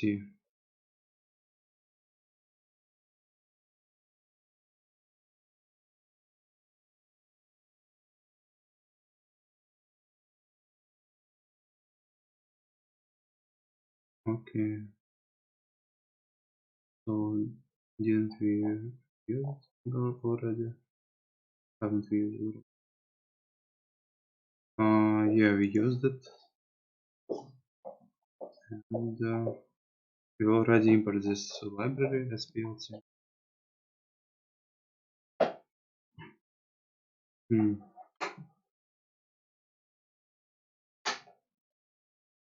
Yeah, already did done this.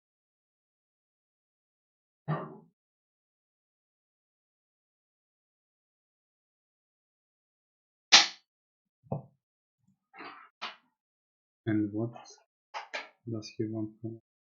Well, maybe. Oh, I don't know. So yeah, we have data frame again. We have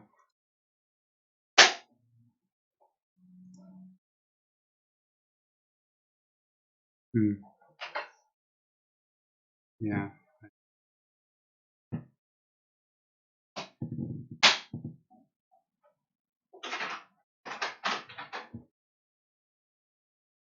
Okay, so I don't know what's the problem.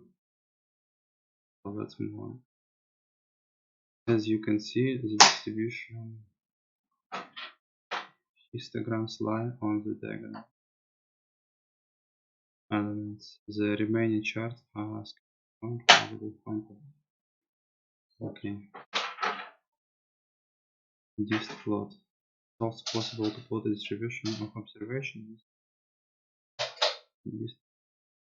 For example, let's look at the distribution of critics rating, critic score. By default, the plot displays history and the kernel.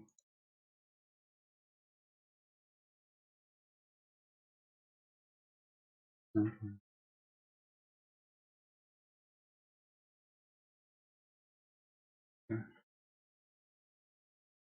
So, well, okay, so we build histogram and after that build density function. Okay, seems fine. Join plot. To look more closely at the relationship between two numerical variables, join plot, which is a cross between a scatter plot and histogram. Let's see how the critic score and user score feature are related. Okay, another.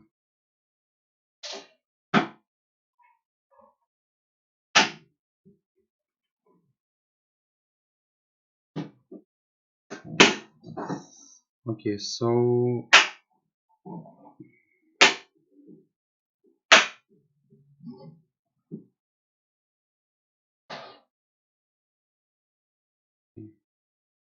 oh my god, I think I got the main idea. Okay, box plot again. Another useful type of plot is box plot. Let's compare critics rating for the top 5 biggest gaming. Okay, so it's worth spending a bit more time to discuss how to insert a box plot. Its components are box, obviously the box by itself illustrates the interquartile spread. By distribution, its length determined by the. So yeah, we had it already. It wasn't easy to understand, but and it's still not so clear for me. The vertical one. So okay, well, I've read this like 3 or 5 times, so it gets more clear for me. So okay, watch. Okay, look at the box. His length is length of length between the first quantile and the third one. Okay.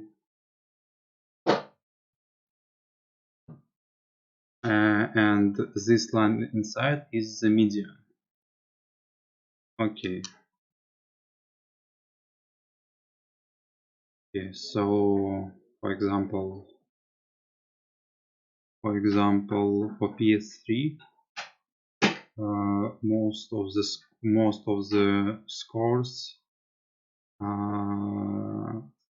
between the medium and the first quantile. So they're quite between 60. Most of the scores between 60 and 80, I guess. The whiskers are the lines extended from the box. They represent the entire scatter of data. Click the points that fall within and to outline the fall. So yeah, we these lines is in this range, interquartile range, and other outliers what is like left. So yeah, we don't have like, for example, for PS, we don't have like something that higher than, I don't know, 90 something, 90 plus. Okay, so it gets a little bit clear. Okay, heat map. The last type of plot that we will cover here is a heat map. A heat map allows you to view a distribution of chemical variable over categorical ones. Let's visualize the total set of games by genre and gaming platform. Okay, so okay, yeah, what we have done again.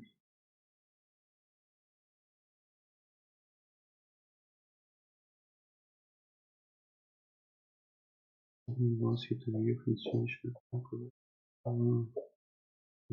categorical.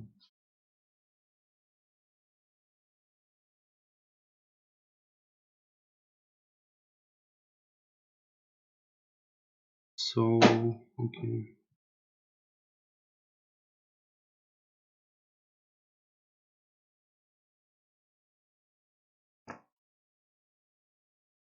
So we have platform, genre, and how many games I guess we have. The total sales of games by genre and gaming platform. Oh, okay, so it's kind of matrix, yeah, and with some kind of visualization. So no puzzle for DC. Okay, I don't, what is DC actually? For PC, yeah, like not so much puzzles, I guess. Racing, lots of shooters, lots of action, lots of sports on Wii U. Well, yeah, it's kind of, yeah, not obvious, but it's just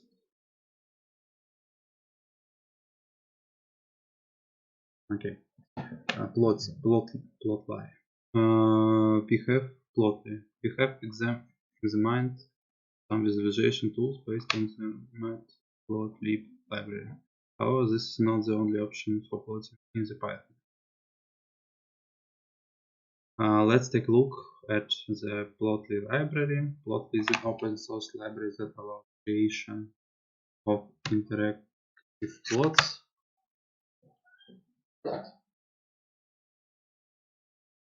Within Jupyter Notebook without having to use JavaScript. Plot is an open source library that allows creation of interactive plots within the Jupyter Notebook without. Okay, so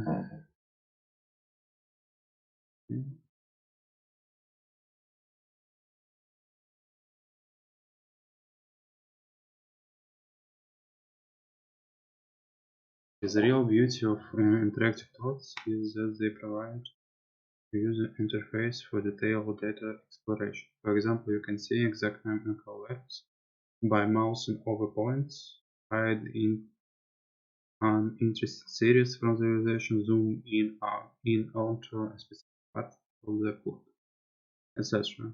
Before we start, import all the necessary modules and initialize plotly by calling the init notebook mod function.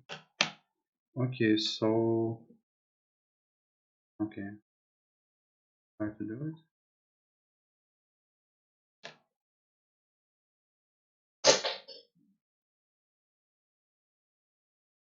Okay, we got it, we did it, and now I guess we can use it.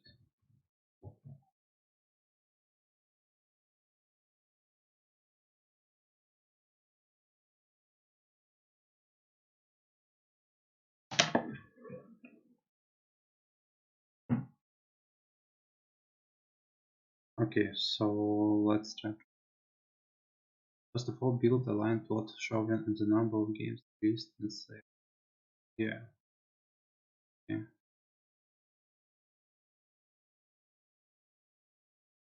Okay, we defined some variables. Okay, what we did. Okay, wait. I think I need to do some pause. Right. Well, never mind. I actually will go to the break shortly, so because I need to do.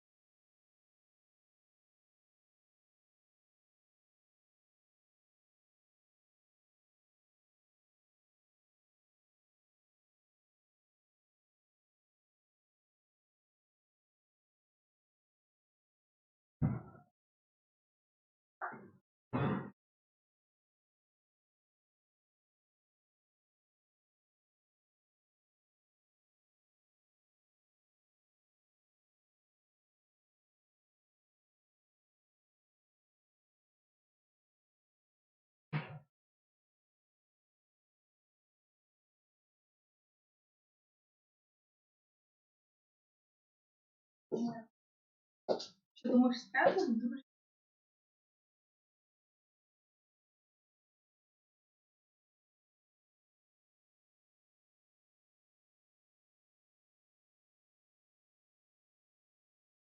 бросать?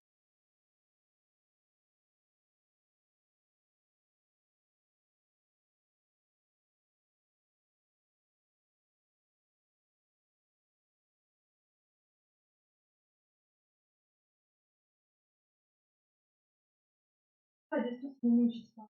И она меня пару раз хватила её лапками. Когда я смотрю ей в глаза, я уже не вижу того опыта. Да.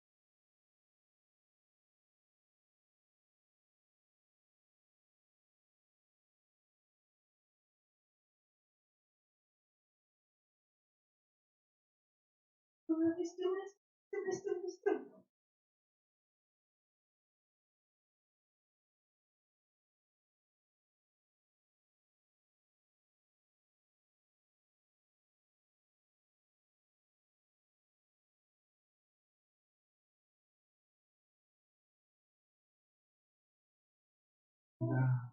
Жалко, что я не умею все еще играть.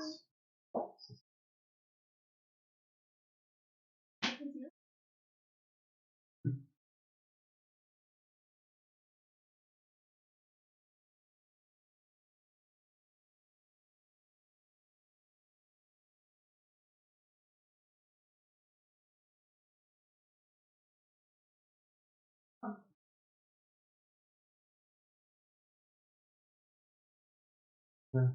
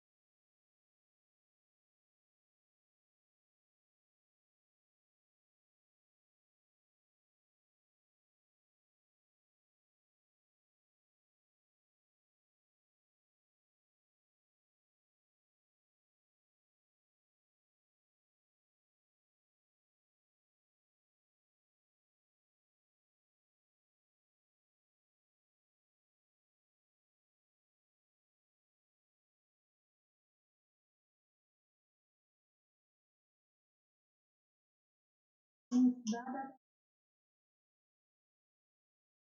Он просто точку вынес.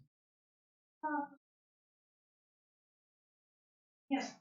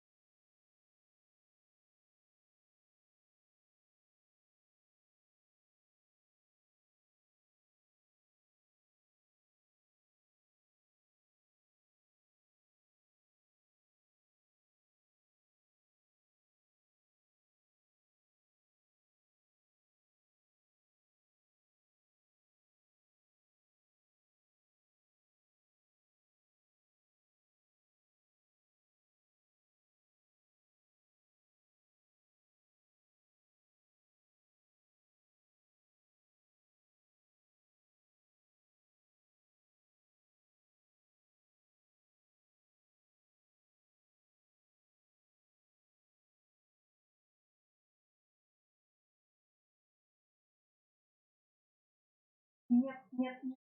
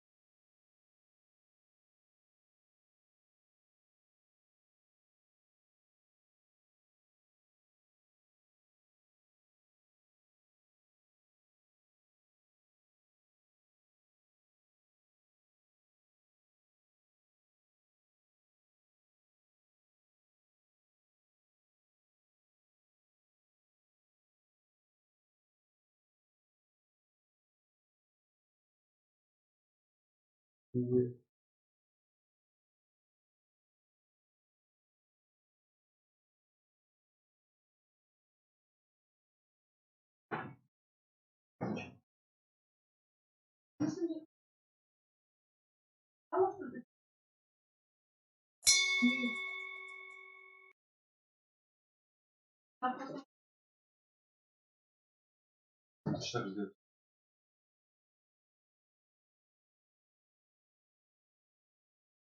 поняла.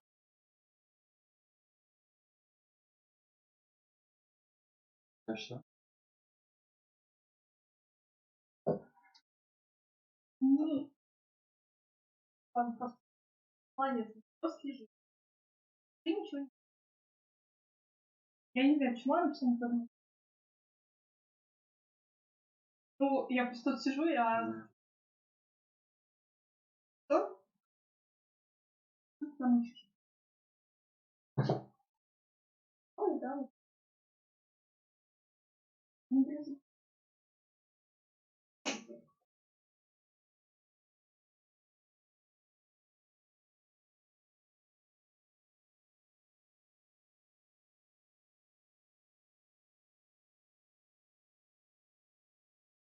Что у вас вкусно?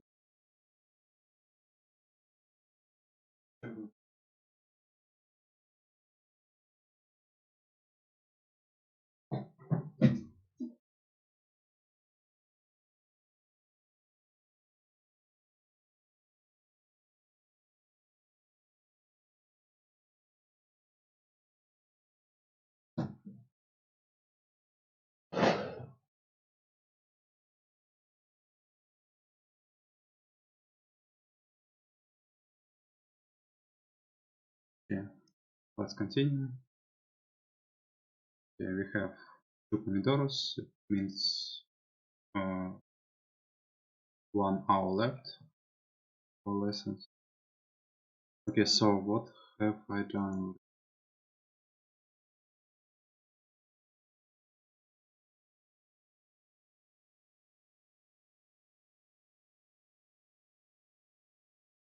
Yeah, I started to search this. Okay, here is the main class function. Is the main class and this data.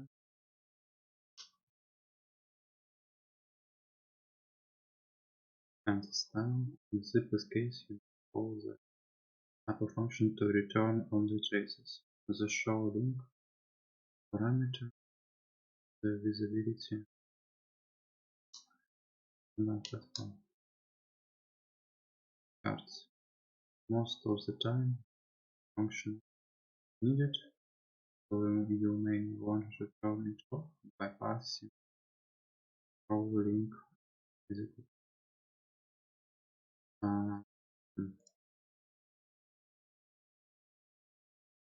Okay, so yeah, what it does, not sure. Okay, so trace line trace for the global sales.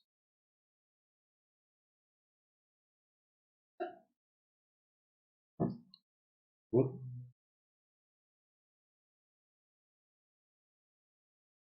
So okay, get line trace of global sales. So yeah, we have two lines and yeah, okay, so basically just some traces that we want to. As long as you can save the plot in HTML file. Okay, so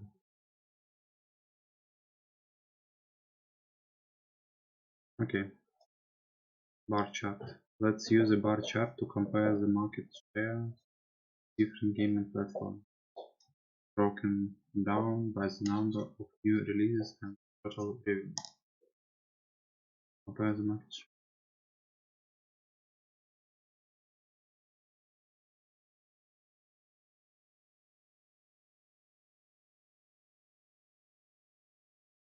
Okay, so the variables and plots. Okay.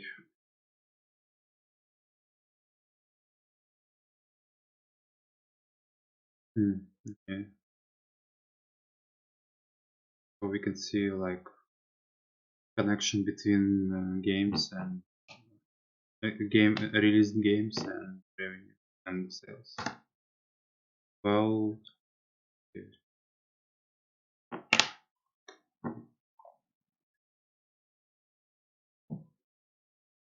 Let me also support box plot. Consider the distribution of critics rating.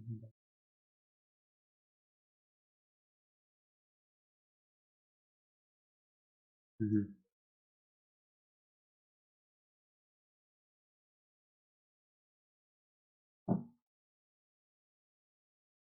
Mm-hmm.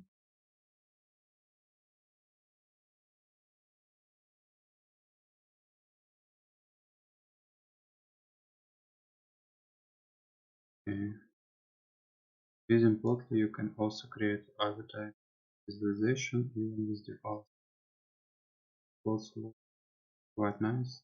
Additionally, the library it's easier to modify various parameters, fonts, options, annotation, and so. Okay, so that's the end of it, I guess. I'm on the second stage. Yeah, so it wasn't so easy, I guess, but I guess I can go. Yeah, well, the best way to learn it, like before, is just go through assignment. So yeah, as well, we will copy new assignment review and we'll edit what it has.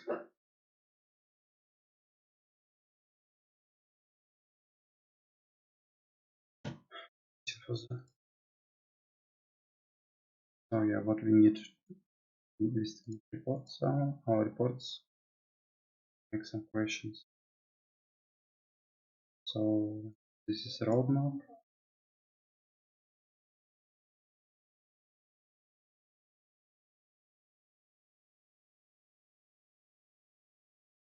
This is the first article, the second article.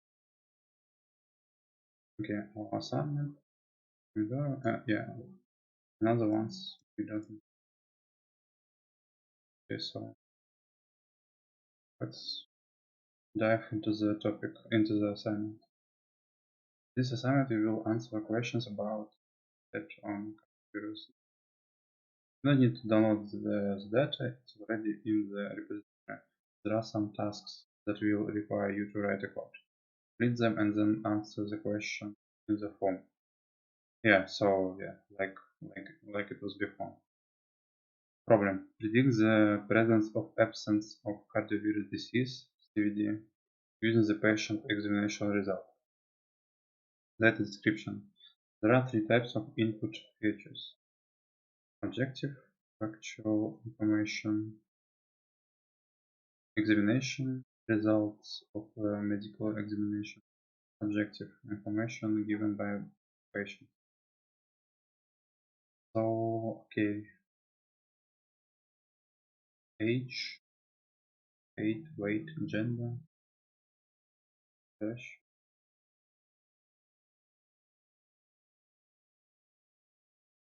smoking, alcohol, activity, presence of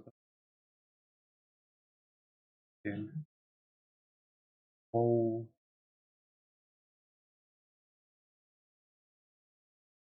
all of the data set values were collected for examination. Let's get to know our data by performing a first we'll initialize the environment. Okay, so that's like usual. Okay, you'll see the Seaborn library visual. So let's up to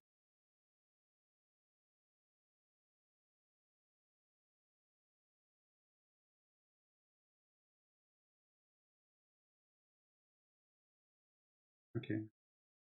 To make it simple, we will work only with the training part of the dataset.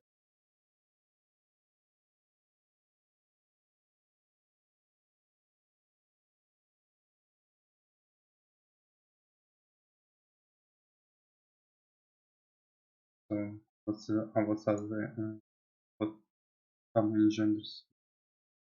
Yes. So how do I do it? Div.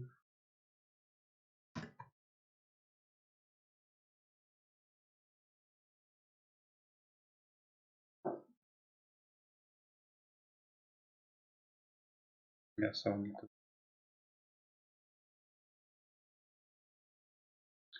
would be instructive to pick into the values.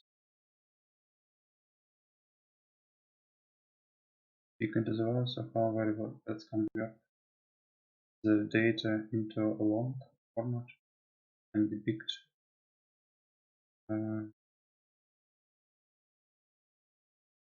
pick the value counts of category feature using factor.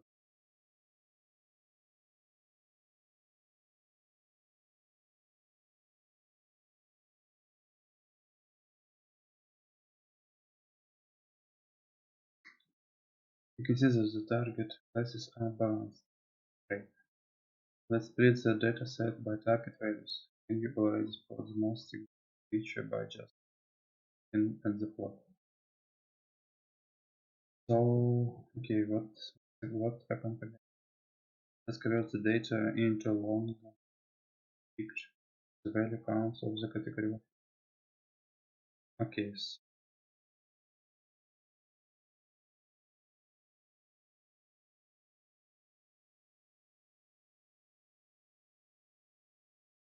so we have some kind of categories.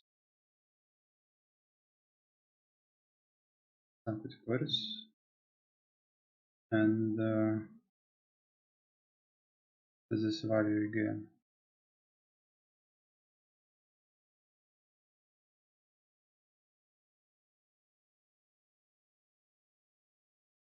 Unique group.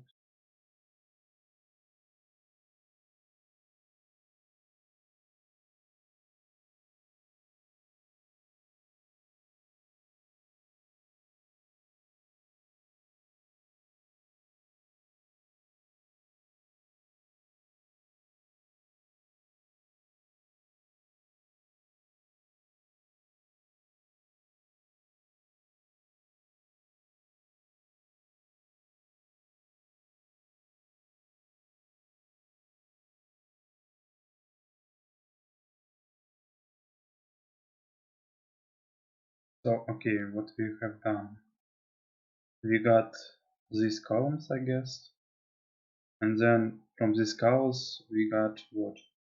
Variable, value, and value. So what is the what's exactly value? What's exactly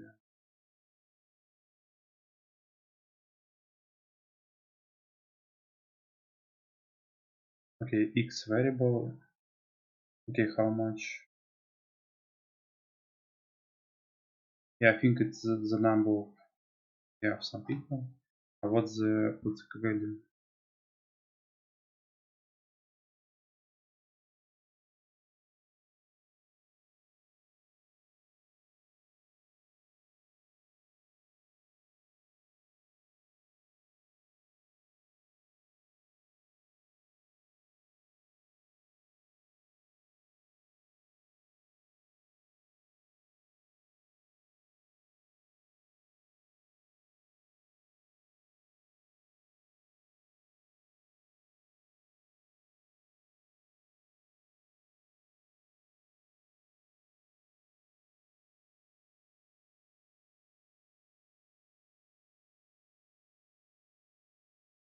Because this is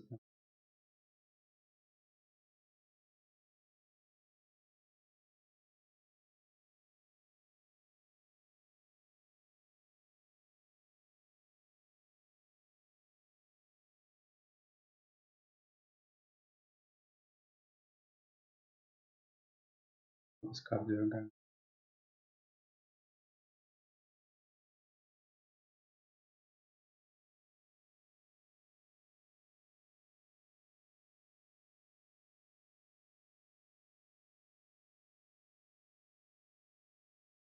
Presence of absent.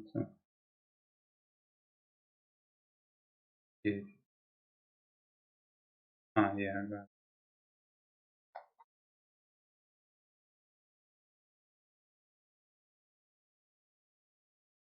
active alcohol.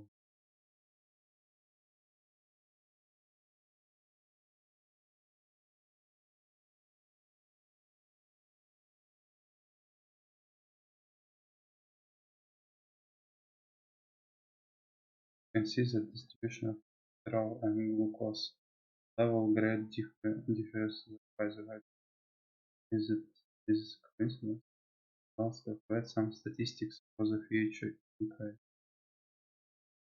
The columns for every columns we define numbers of unique persons of unique if number is less than 3.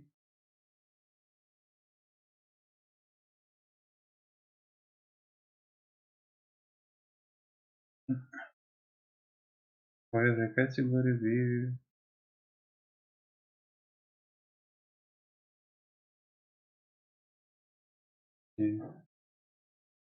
and we have 5 numerical features, chosen ID, 7 categorical features, 70,000 records. So, okay, so basic observation. Question number 1. How many men and women are present in this dataset? Values of gender ratio were not given. Whether one figure this out by looking at analyzing age, making this assumption that men are taller on average. Okay. Well, do we have like gender?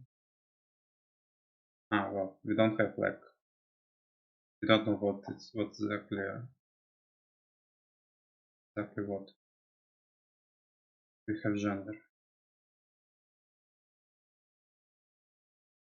We don't know, yeah.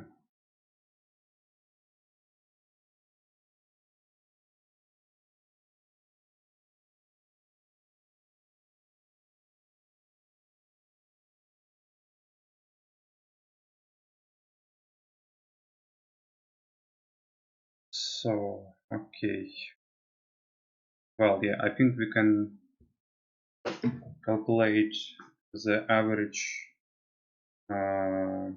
weight of each gender, and after that, yeah, like, okay, so div data frame, okay, um, gender, and weight, and what we need is age, mean of it. Gender is equal to 1. Yeah. So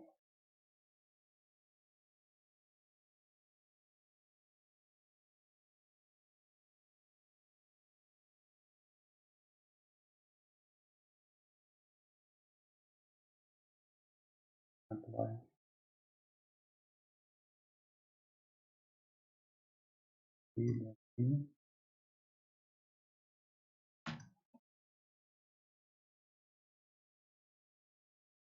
Well, yeah, I think I should revise.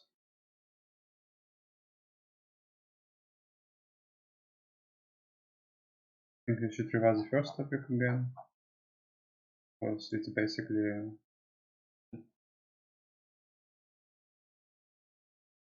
from them. Okay, so what I need is just to choose one column and then calculate mean value. So yeah, that's what I need to do. Yeah, not exactly. Yeah, well, that's what I need to do. So what I forgot to use, yeah,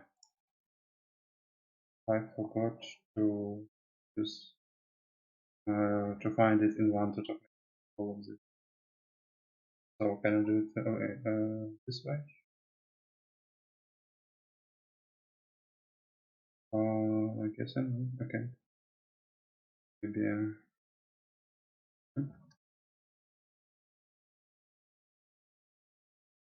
again.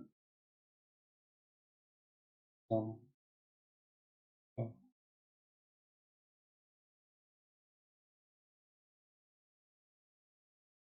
right on.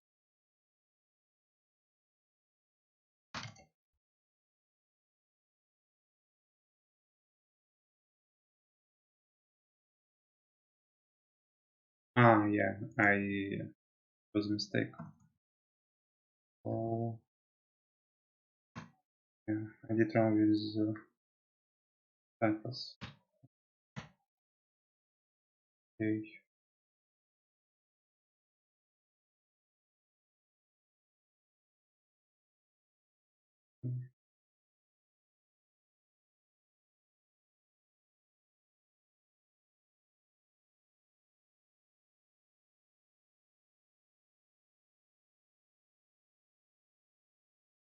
Commented.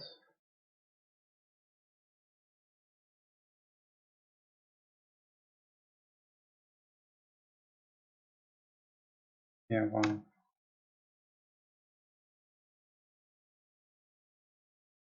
Okay, so the average weight of the gender one is equal to 72, and same for gender 0. So I guess the first one will be okay. So yeah, I guess 77. Okay, so I guess the first one is actually woman, and the second one is man. So and next I need to do what I need to do is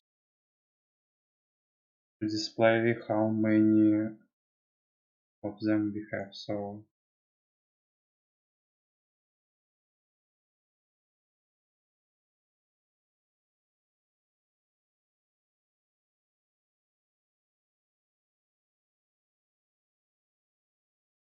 value counts again.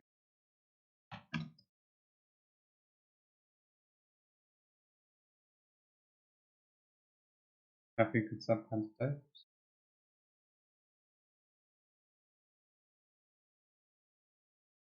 Value counts.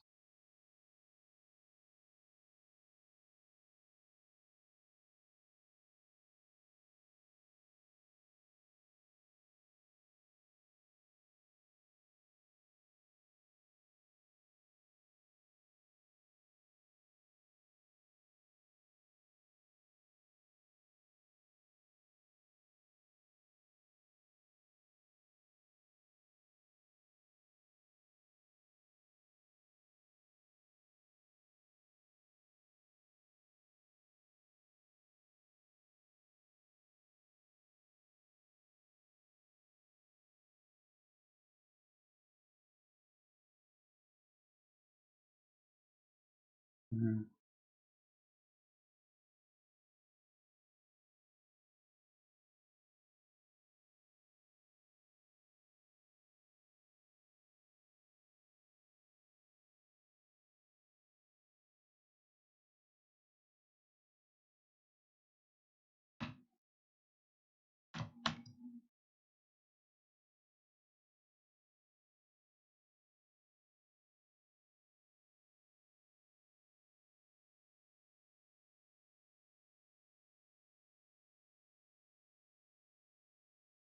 Mm. So I'm doing something wrong.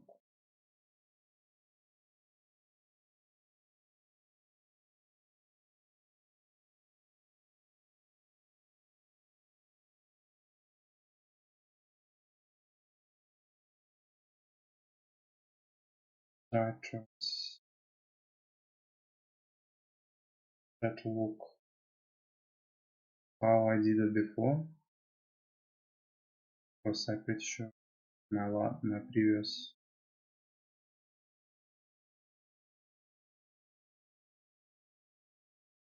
previous example has something similar. Oh,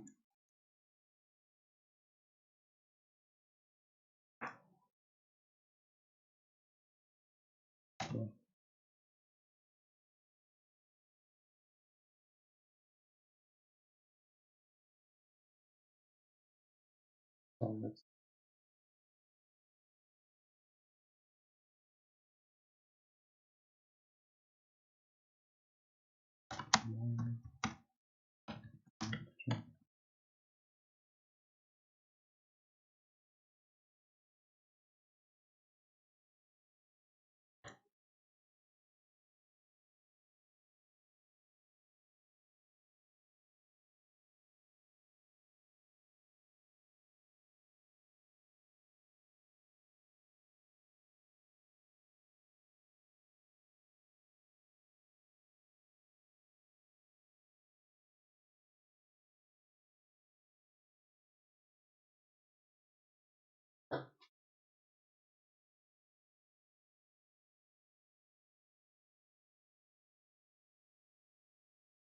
not so easy to.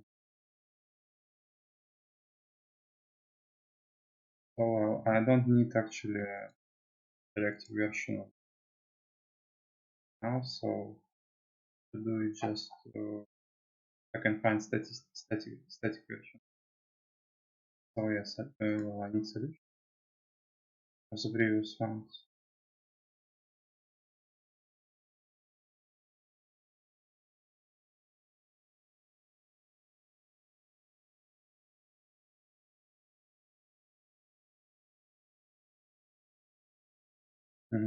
So yeah, well, I think I can use. Yeah, I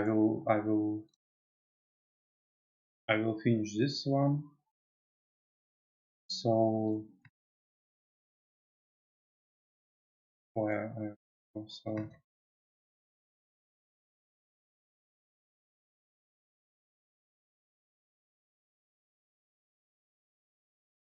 can I just swap out?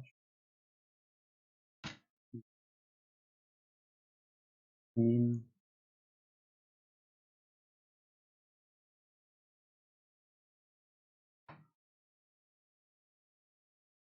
counts.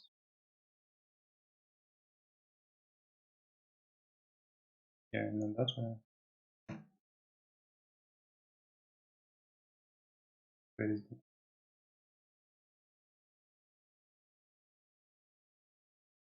Ah, what's that?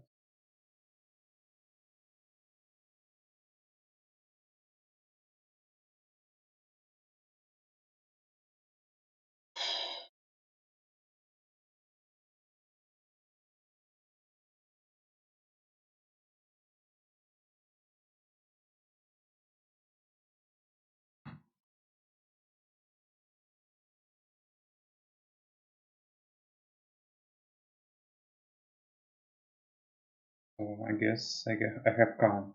This one. Can I use just count?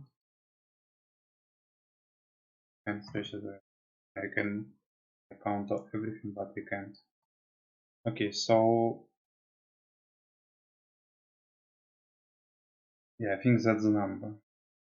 Do I have this? Yeah, and that was man. Yeah, and that was woman. Yeah, and in order to just check it. Yeah, I can use but with gender too. So yeah, well, put comment here, so I will not forget what it is. So we have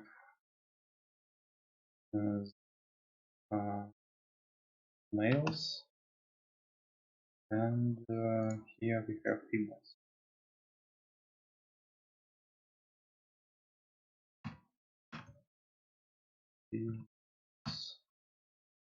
Okay, so I think it's check one more time.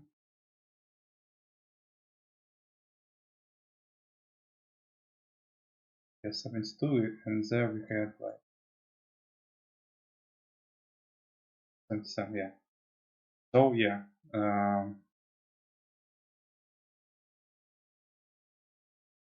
and just for not to not forget, it was female.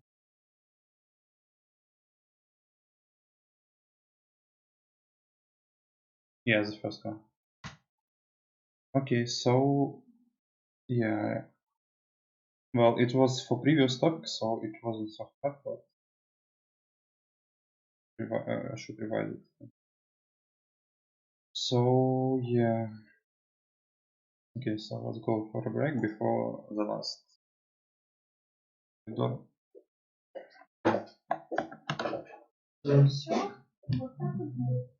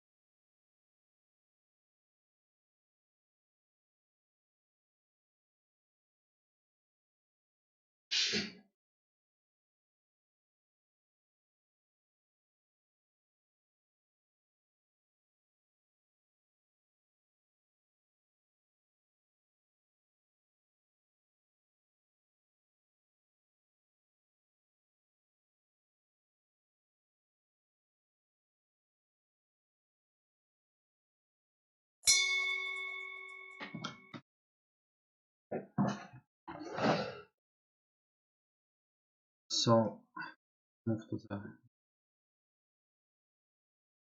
formula. Okay, so next question. Which gender more often reports consuming alcohol, man or woman? So yeah, I think what should I do is just the same thing, but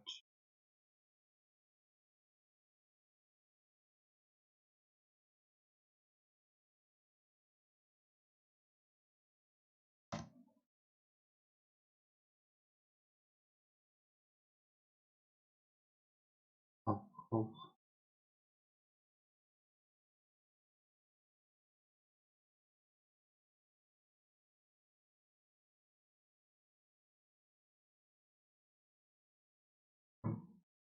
So yeah, what's alcohol?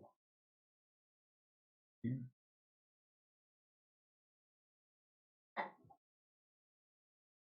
Everton.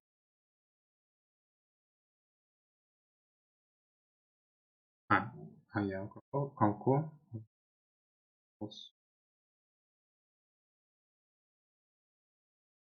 Normal above. Smoke. I guess 1 is for smoke, 0 for not. If I'm not mistaken. Or is it true or false? Yeah, let's check it. So smoke, what I need to alcohol, not alcohol, and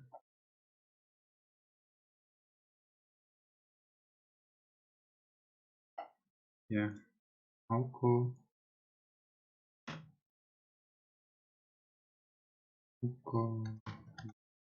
1. So yeah, so we have what 2 is for males. Yeah, we have the more than 2,000 of males who has alcohol intoxicants, and the same for for women. For women. Yeah, and what again? Which gender more? So answer is two. Well, I think it was obvious, but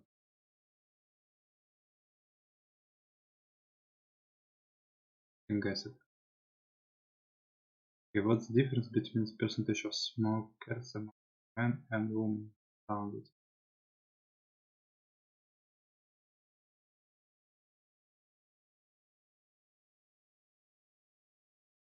Okay, so I guess we should divide to this one between of smokers and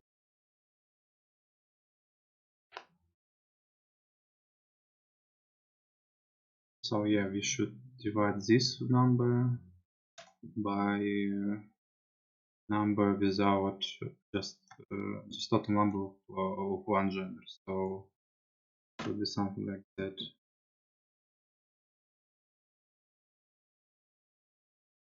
Yeah, we should count it. And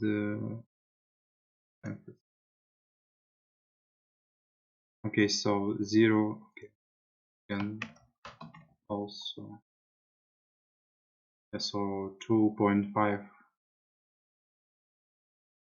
And yeah, also smoke.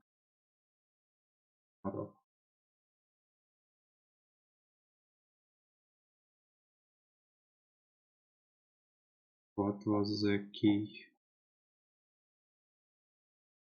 Smoke. Okay, so F. Yeah, smoke. And yeah. Oh yeah, 1.7. And same for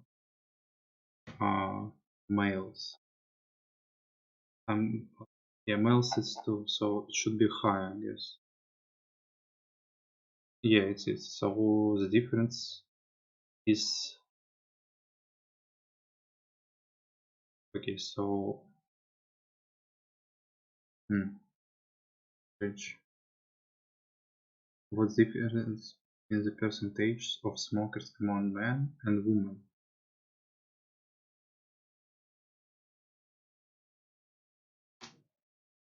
So what have I done? I calculated count of smokers in females and divided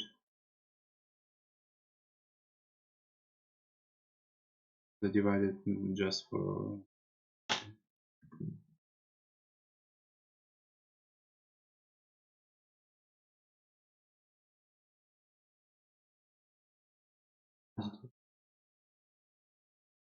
point.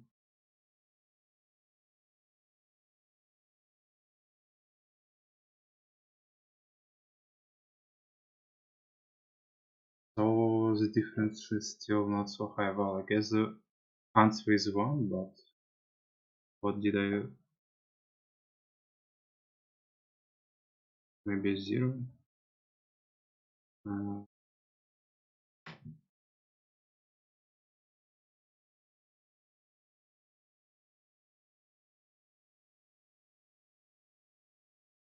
7.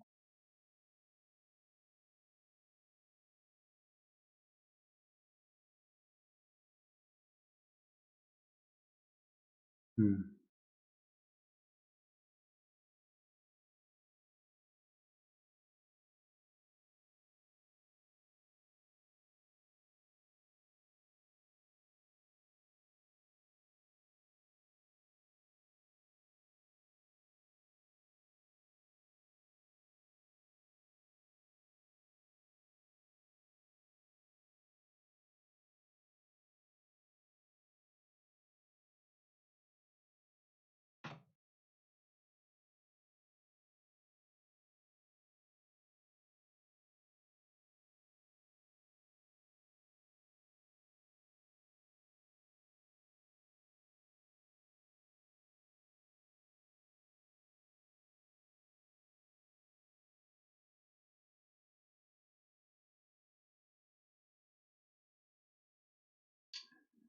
Okay, move on.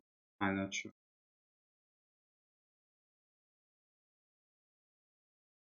What is the difference between median value of age for smokers and non-smokers in months around it? You will need to figure out the units of each age in visits.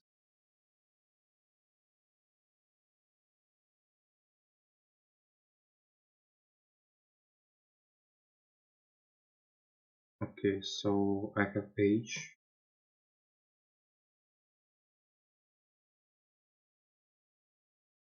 in days. So what I had to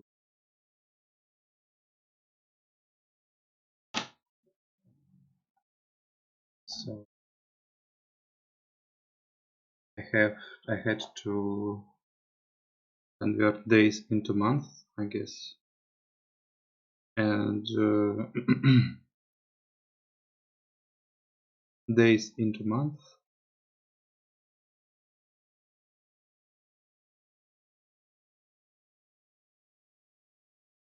Yes, so well maybe I can find median value for age and then convert it into median.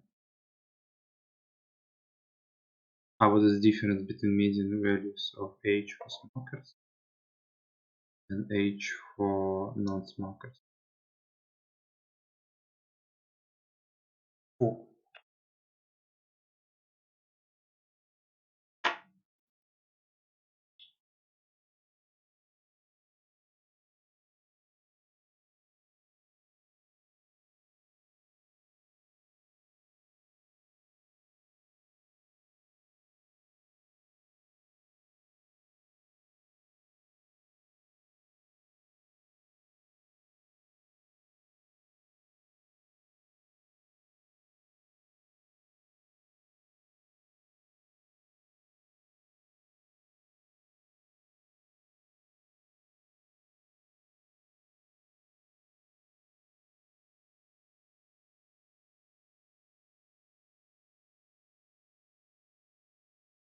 Okay,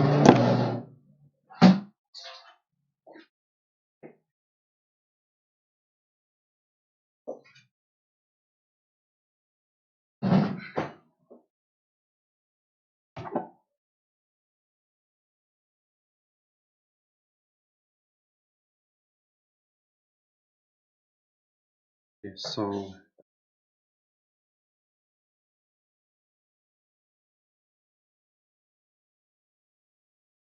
um, hmm.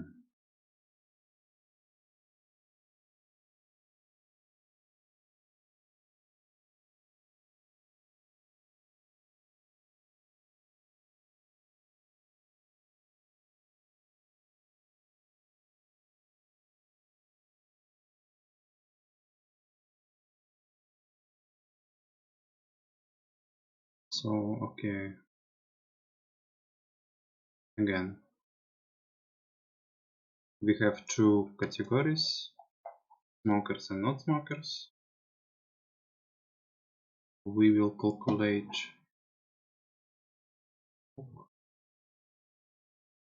0. I actually forgot. Okay, I meant 0 and h, and I'm not sure, but try to use this function. Is it working? So this way. Yeah, it's working. So this is the median age for the non-smokers, and same for the for the for the smokers. Okay, so we need to, I don't know, n1 and 2, and then we need to find a difference between what is the bigger, n2 means n1.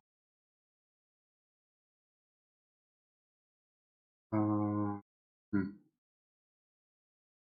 why not?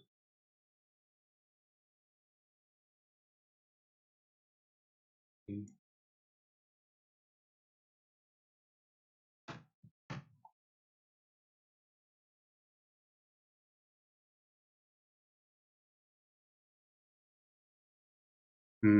Well, it's kind of strange. Why not? What's the problem? Here is fm. Ah, well, I didn't, yeah. So, yeah, we need to run everything to define it. We didn't define it. So, yeah, this is the number. Yeah, and right now we need to divide it by it. So, yeah, I think the answer is 4. I'm not mistaken. Answer 4. Okay, so let's move on. That was tasks. I think the goal of this task is just to revise previous topic, and well, I will check later what's the problem with the third assignment, with the third example. Okay, so yeah, on the website for the Europe Society of Cardiology, a score scale is provided. It's used for calculating the risk of death from a cardiovascular disease in the next 10 years. Here it is. Okay, it's interesting to see. Okay, so 4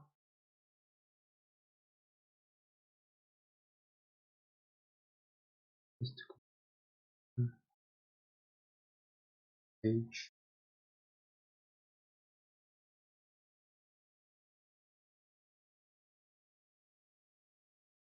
Okay. I think that's the probability of that's okay, maybe the risk of fatal CVD in population at high the risk. Okay, so man, woman, smokers, non-smokers. Okay.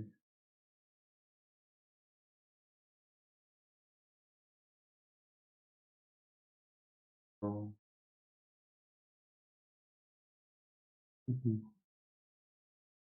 so yeah, basically, if you are under above 65, that's bad for you. Okay, let's take a look at the upper right rectangle. Here with smokers and men,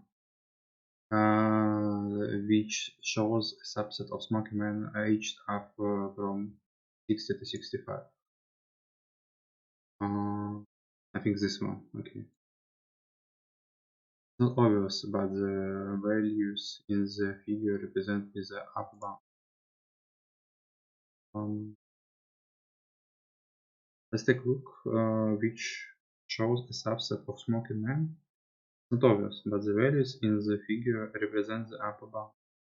We see the value 9 in the lower left corner of the rectangle, and there is 47 in the, well, I guess, so 40, 50 and above, 55 and above. Yeah, well, I think they did another mistake here, so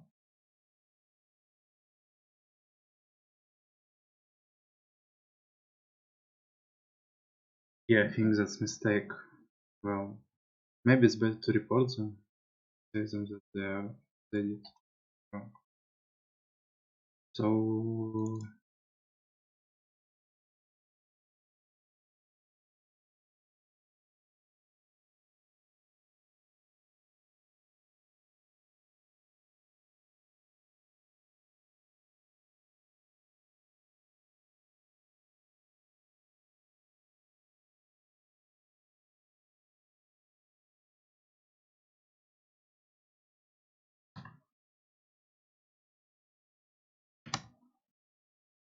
would be 65 and yeah, well, they obviously meant this one because it's upper right, and it's also has like bounds, like this bounds that they mentioned. This means that for people in this gender gap group whose systolic pressure is less than 120, the risk of CVD is estimated to be 5 times lower than for those with pressure in the interval, in this interval. Let's calculate. So let's calculate the same ratio using our data. Okay. So calculate h here, h round h to the nearest number of years. For this task, select only people of age 60 to 60 inclusive. Well, I'm not sure what they mean. I mean,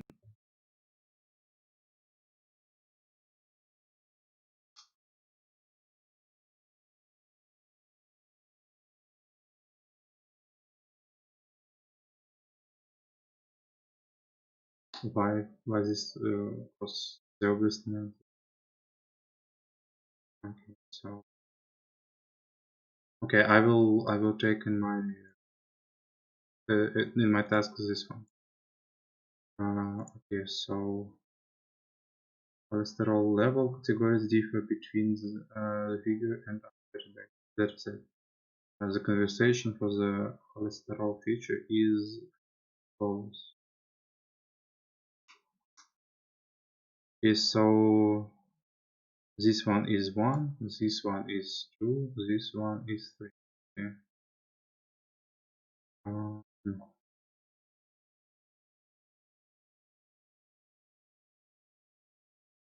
okay, so think I should try to make the same plot. Yeah, that's my goal. Yeah, it wouldn't be so easy.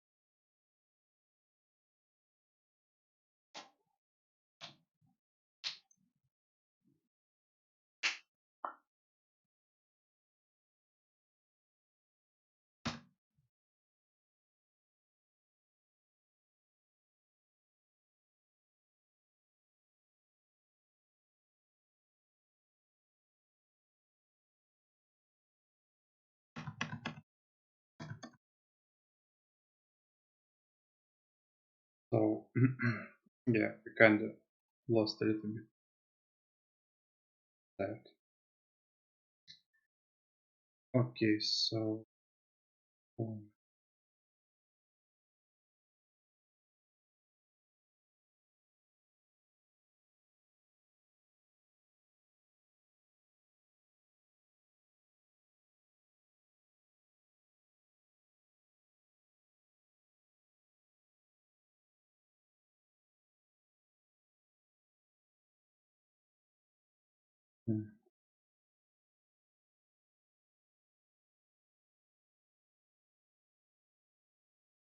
so yeah, first of all, I need to replace my aged days. So yeah, first of all, I need to replace.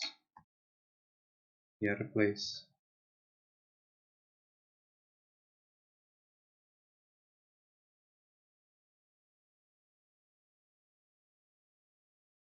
Try to do it. So age will be one variable.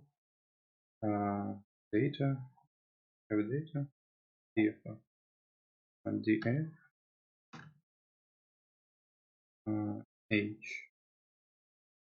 age, yeah. So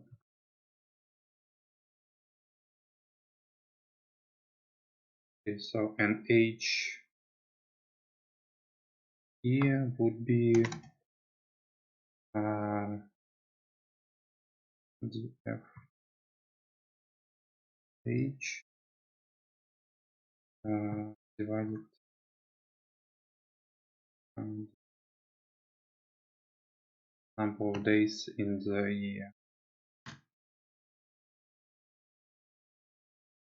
Yeah, yeah, and I think I need to use so well first three must be 50, 55, and 52. Well, let's check how it's work.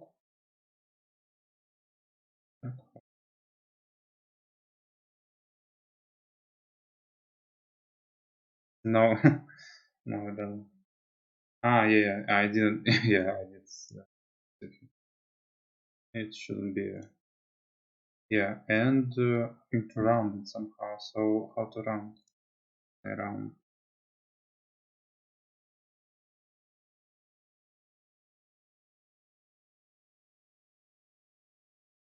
It how- Yeah. Okay. So we have.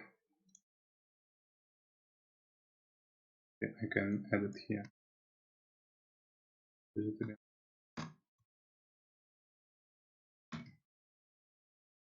So yeah.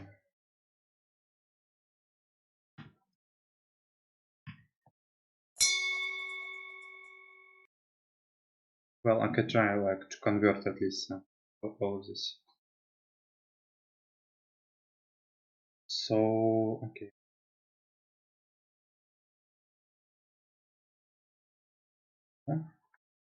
Okay, next one I should also convert them. So how it will look. Okay, I should, yeah, cholesterol thing I should replace to the another. So how it will be? So I will need this map. Yeah, I will work. I think this for this time. So yeah. Well, one will be this string.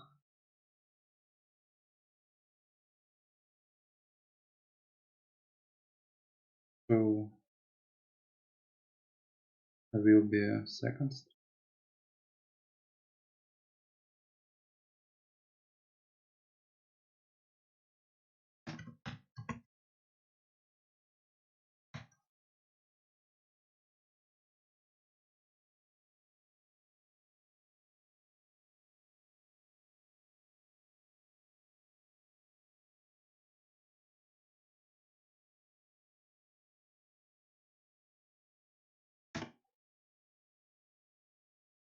And 3 will be the last thing.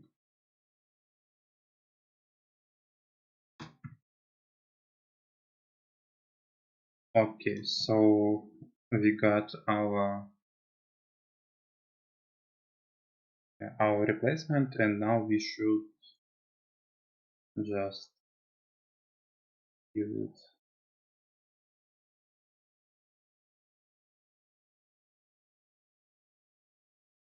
And we will check out how it will be.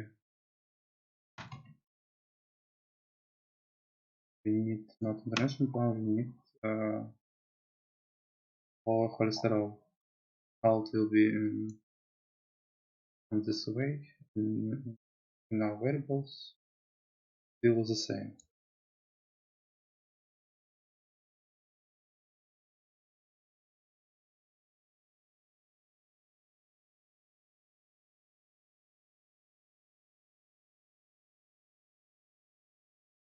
Yeah, and age. Yeah, and we will also I don't know. We'll use another map. Yeah, yeah, we will use another map for the age replacement. So what it will be? So it will be age. We will go to the age. Yeah, something like that. I guess it should work. So and here we go.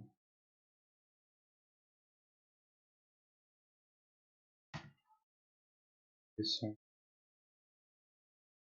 Okay. These are immutable, thus cannot be hashed. Okay, so okay, let's forget about it for a little. Let's just check how our first replacement goes. Yeah, it goes good, so everything is fine.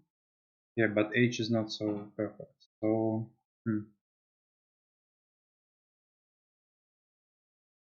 okay, good as well. So we can do it something this transformation. So